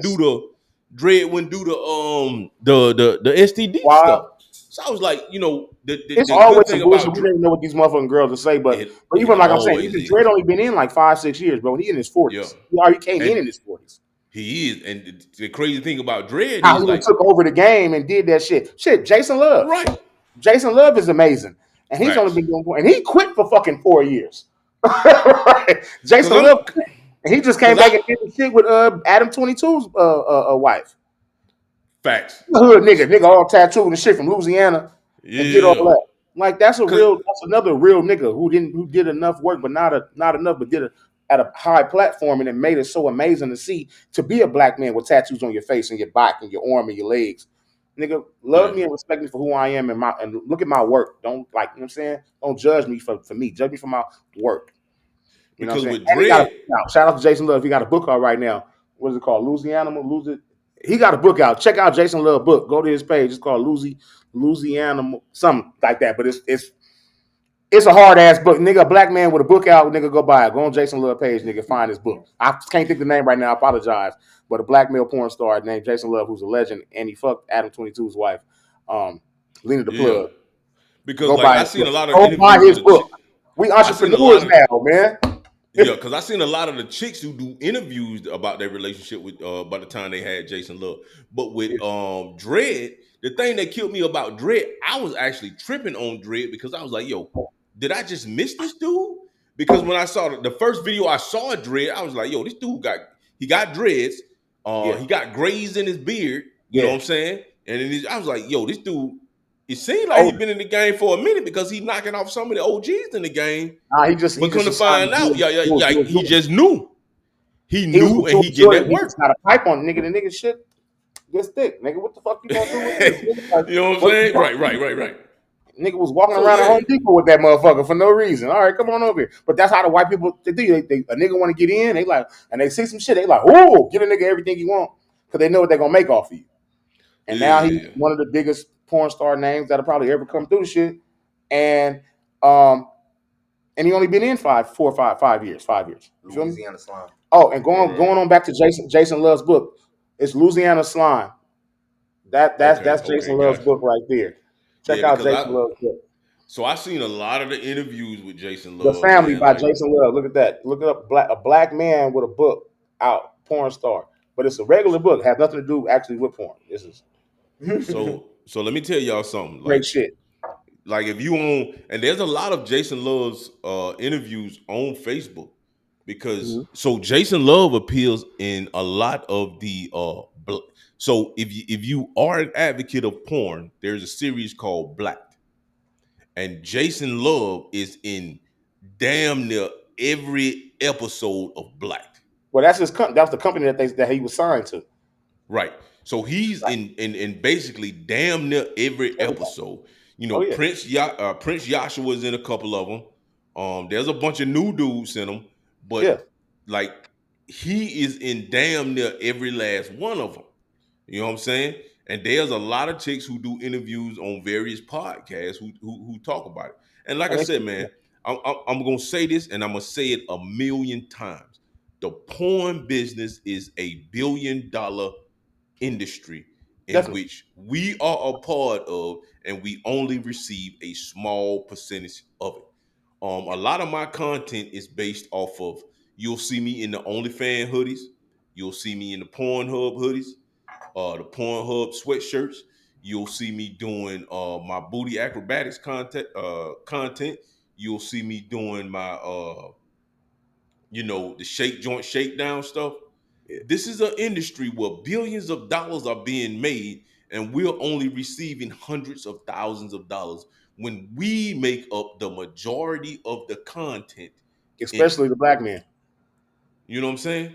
Especially the black men. the shares that we are receiving are minuscule compared to our counterparts, We and ain't we even getting the need to shares. Ain't no begin. back end. We ain't even getting the shares. We getting And we upfront. need right, and we need to start supporting. Like I get it. It may not be your cup of tea, but let's understand: if Sexy Red can go out and put out a porn, a sex tape, and then hop on stage and perform a song and receive millions of dollars behind this, why can't the cats who actually partake in this business receive the exact same support and love? But that's the same fucked up part of the world. It's one thing I'll make a point for you right now. It's cool. I'll make this valid point. I don't have a sex toy out with my own dick or mold of it or anything, correct? And I've been a porn star for 20 years. But Safari has a sex toy by Doc Johnson, the biggest dildo company in the world. But Safari has one. Exactly. And he's a fucking reality star and He's a producer. producer and reality star. But he has a sex dildo out of his dick. But I don't have one. That's crazy. Ain't that fucking crazy? But That's I'm a nigga. I stupid, fucked yo. Mia Khalifa first. I did Mia Khalifa, one of the biggest girls. I did Mia Khalifa's first scene. And I don't gotta here's the do it. crazy thing. And I've Mia done. Khalifa, I fucked Riley Reid, one of the biggest girls on the internet. Riley Reid, Belladonna, Sophie D, Angela White. I've done all the biggest names of the white girls. All of them. Tiana Trump, black girls. We can go to any name you want. Tiana Trump, I Tiana done Trump, fuck them. I and fuck Mia. them, but guess what? I don't have a sex toy. How do I not even just have a dildo out? And I've reached out to companies. Hey, I want a dildo. Hey, I would like my own toy. I need a mold. Shit, I why need don't we this. just, bro? Why don't we just fund it ourselves? We're gonna have to talk about Let's that fund it up. offline. But You we know what I'm can't. But saying? and they're gonna be mad because when they do, gonna sell it. I've been getting asked for that shit for years. That's all they've been And asking for. Rico, I need a toy you at home. I will tell you now, man. When it comes to entrepreneurship, man, I am one of the biggest dudes when it comes to that. We Let me do tell that you shit, something. bro. Hey, I I promise you, nigga, we a meal, nigga. We'll clear a meal 6 months on I just a want to toy. show you. I'm finna show you something real quick. Hold on. I'm finna show you something. We clear a meal, nigga, in 6 months on a toy. And for But that's gonna those get of bought by you, straight and gay. Hey, you gotta be able to sell and the for both. and for those of you who You know me, gotta be able to sell the both. y'all You know gotta be able to sell the both. I'm an entrepreneur, right? Let me show you how much I'm in the business and entrepreneurship. You see this right here, man? These are 3 businesses that I have. I Okay. keep paperwork on deck. You know what I'm saying? I have LLCs, I have EINs. I am all about the business side of things. Yes. I had a live stream company. I I I booked artists. I did private shows. I did all of that. And when I tell you, the benefit that I receive is during tax season, right? I have these businesses because I need them huge tax returns. And it was my cousin who actually put me up on game. He introduced me to a lawyer. And I'm gonna tell you this too. And for anybody who out there who's making over 6 figures, um, last year my cousin was like, "Hey, bro, you paying out way too much in taxes." I said, "What you mean?" He said, "Already," and this was before tax season. This was before December even hit. At the time, I had already paid out 70 G's in taxes. And I ain't even I ain't a rich motherfucker. Yeah, But that's at the just normal. time, I done paid out 70 G's in taxes, right? And by the time December hit, I think I had them paid out like 72, 73 in taxes. He said, "Let me put you up on game." He was like, "You already got a business. When you file your Schedule C." I said, "Look at it like this." He said, "If you paid out 72 and under your business, you can get, let's say, 40 G's back. The government feel like they still won because they've gotten 32 G's tax free away from you. Right. They won. So here's what we need to do. I need to put you on to my CPA. He's going to put you up on game. He's going to handle your tax business, and we're going to see what you're going to get back. Because typically, I understood that by having a business, there's a few things that I could write off. But when I got with a CPA who actually worked with professional athletes, And my knew that tax shit. return, yo. And like I said, I ain't no millionaire. I ain't No, like them other they cats. know shit. They know Right. shit. They know shit. So the dude he put me on worked with professional athletes because athletes actually pay taxes based off the city they play in. So if a cat is played for the Atlanta Falcons and he playing in, let's just say he playing in Washington against the Washington Commanders, he gonna pay Maryland or that DC tax. Yeah. Even though he's a Atlanta resident or Georgia resident, he gonna pay that DC tax for that game. So Just what for he that did, game. yeah, just for that game, because when he get paid for that game, he gonna pay taxes in that area. Yeah. So what he told me was, he was like, "Hey, look here, based off of everything that you told me, you should get back at least 20 to 30,000 as a tax return." I said, "Bro, I ain't never seen more than an $8,000 tax return." He said, "That's because he was like, that's because you don't have no CPA." You want to know something? You know Bro, something about me? I'm hearing you. You want to hear something? I ain't never got a tax return check ever, not one day bro, in my life. man, let Everybody me be tell like, you. "Oh, we Let me, want to tax season." I'm like, "Nigga, I'm excited. Nigga, I make money all year. I ain't never got a tax check." bro, when I We showed gonna my talk about man so much of that shit off of this shit, but right, when I what is showed that? all three, these are three different LLCs I Oh, got that's on your here. LLCs. I know the book. I couldn't see it. That's an Yeah, LLC book. Yeah, I yeah, got you. three different ones, right? So last year, like I said, 70 some G's in taxes. My man came around, and some of you cats may be getting more than that, but I'm just telling you where I'm at in life. I paid out 70 some G's in taxes in 2022. My man came back. He said, "All right, this is what you should be getting back." I go to my tax consultant. She put in my paperwork. That's your phone. I end up getting back 22 G's in taxes from the 70 Yeah, some G's I yeah, paid. I was like, oh my God. See, this is the that's part of the crazy. game. This is the part of the game that We don't know nothing about we that. don't participate in and we don't know There's so nothing many about. things that I'm gonna have to talk to you about that person that I know that I found out between them and why my attitude be how it is. You feel me Right. about towards them and the companies and shit of stuff that I actually know. The reason why I did get silent because they hate that I know that type of shit. You feel Yeah, me? Of facts. stuff we're doing. But hey, I got a special guest for you real quick. Let me see the phone. Yeah. I got a special guest for you. A word? It's Portia Carrera. Yo, look at there.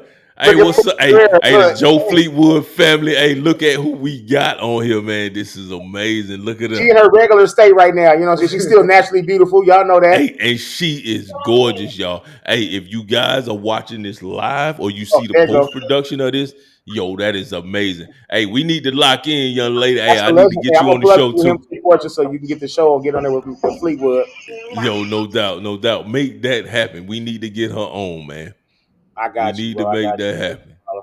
I got you. I got you. Don't even worry about that. It's gonna be all type of connections, bro.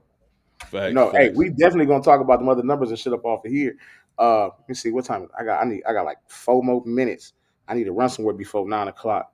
No Uh, doubt, man. But hey, let me go ahead and close this thing out, man. But I do want to say this.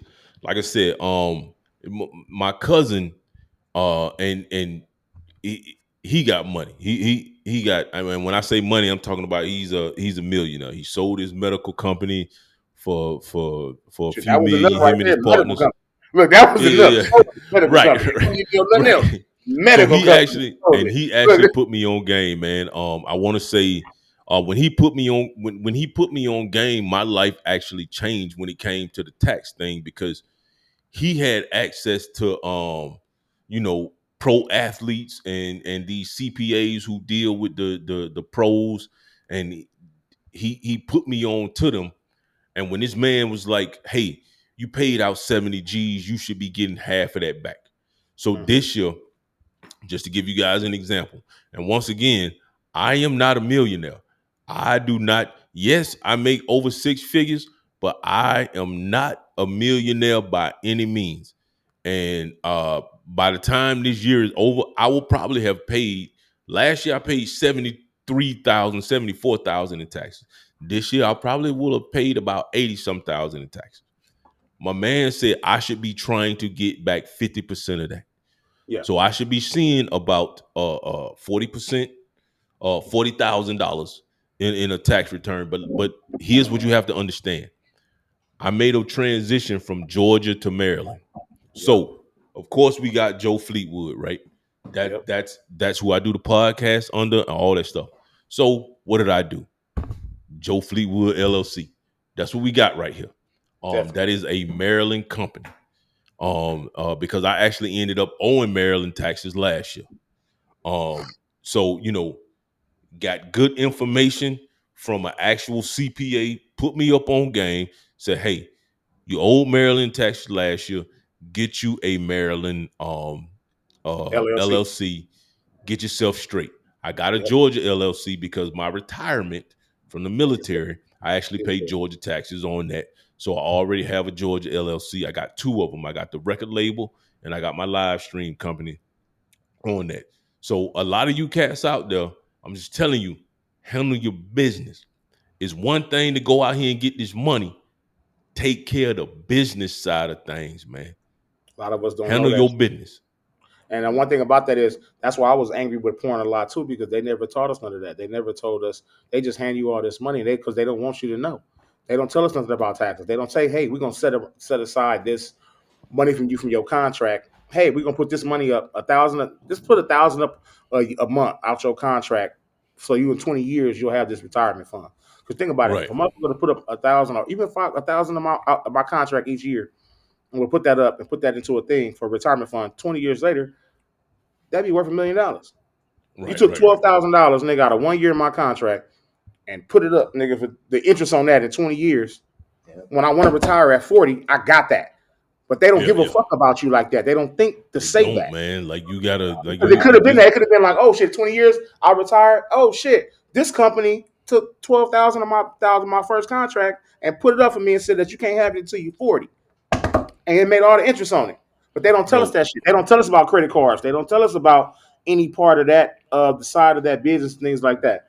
But shit, I don't want to rush off, but I know I've been almost 3 hours. I got another clock. We gonna talk some more. We gonna do some other shit. We might do a part 2, nigga, tomorrow, part of the next day. If you guys no doubt, like no doubt. So, like I said, man, hey, I want to thank you and LT for being a part of this podcast, man. I greatly appreciate it, man.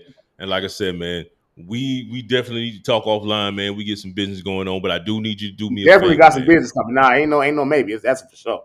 For sure. Yeah. So here's what I need you to do. You gonna help me, man. nigga, and I'm gonna help you, nigga. So we gonna get to that, nigga. That's on. Yeah, bet that. So here's what I need you to do. When we actually get ready to when I shut this down, I need you to actually stay on the system because you see that. Yeah. So I'm just gonna leave it open. Leave it open. Okay. Yeah. Leave it open because if you look at the top where it says uploading, I need you to wait until that upload portion says 100% before you close the app. And the reason I need that to happen is 21 for an hour and a half. It just go up to 23 and then go back down. So gotcha. So here's what I'm gonna do. I'm gonna actually end the podcast, but I need you to stay on until that say 100%. And when that says 100%, we can leave out. We can leave out. Just leave it open though. Bet. Cool. That's what I need you to do. Because what that's gonna do is that's gonna take your video, upload it to the server. That way, when I get ready to post the post production, it'll have all the video content there. So leave it open for me until it says 100%. And what I want to say to everybody that's on Twitter, Instagram, Facebook, and the cats on Riverside FM, hey man. Wow. Hey, I want to say I appreciate y'all for tuning in with us, man, and kicking it with us for 3 hours, man. I know my man Rico was a little bit late, and my peeps on Twitter. 25 minutes late. They still got a lot of time. My peeps on Twitter bounced on me, man. But for that one person who stayed with me the entire time, man, I want you to know I appreciate you for hanging around.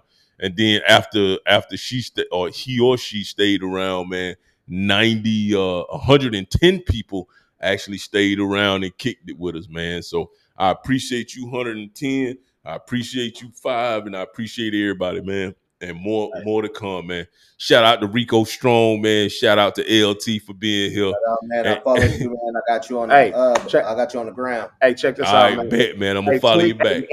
We doing this for the end of 2023 and the major. We going big major shit for 2024. Joe Fleetwood, Rico Strong, LT the Motivator. We really putting some shit. Follow me on all my platforms at It's Me Rico Strong, ITZME Rico Strong with an _ regular. Okay, I'm on Loyal Fans. I am not on OnlyFans. I am a full-blown Loyal Fans member. All right, LT, drop your shit. You can find me at LT_3X on all social media platforms. Instagram kind of tripping right now, but everything else is working. You feel me? You know how it goes. Yeah, you know we big rich rolling out here, nigga. Big LA shit. Hey, Joe Fleetwood is a big boss man. If you ain't doing nothing, if you don't do nothing else, bitch, you better tap in with Joe. and find out what you need to do in your life, nigga, and fix your motherfucking self. You feel me? And that's facts. on the beat.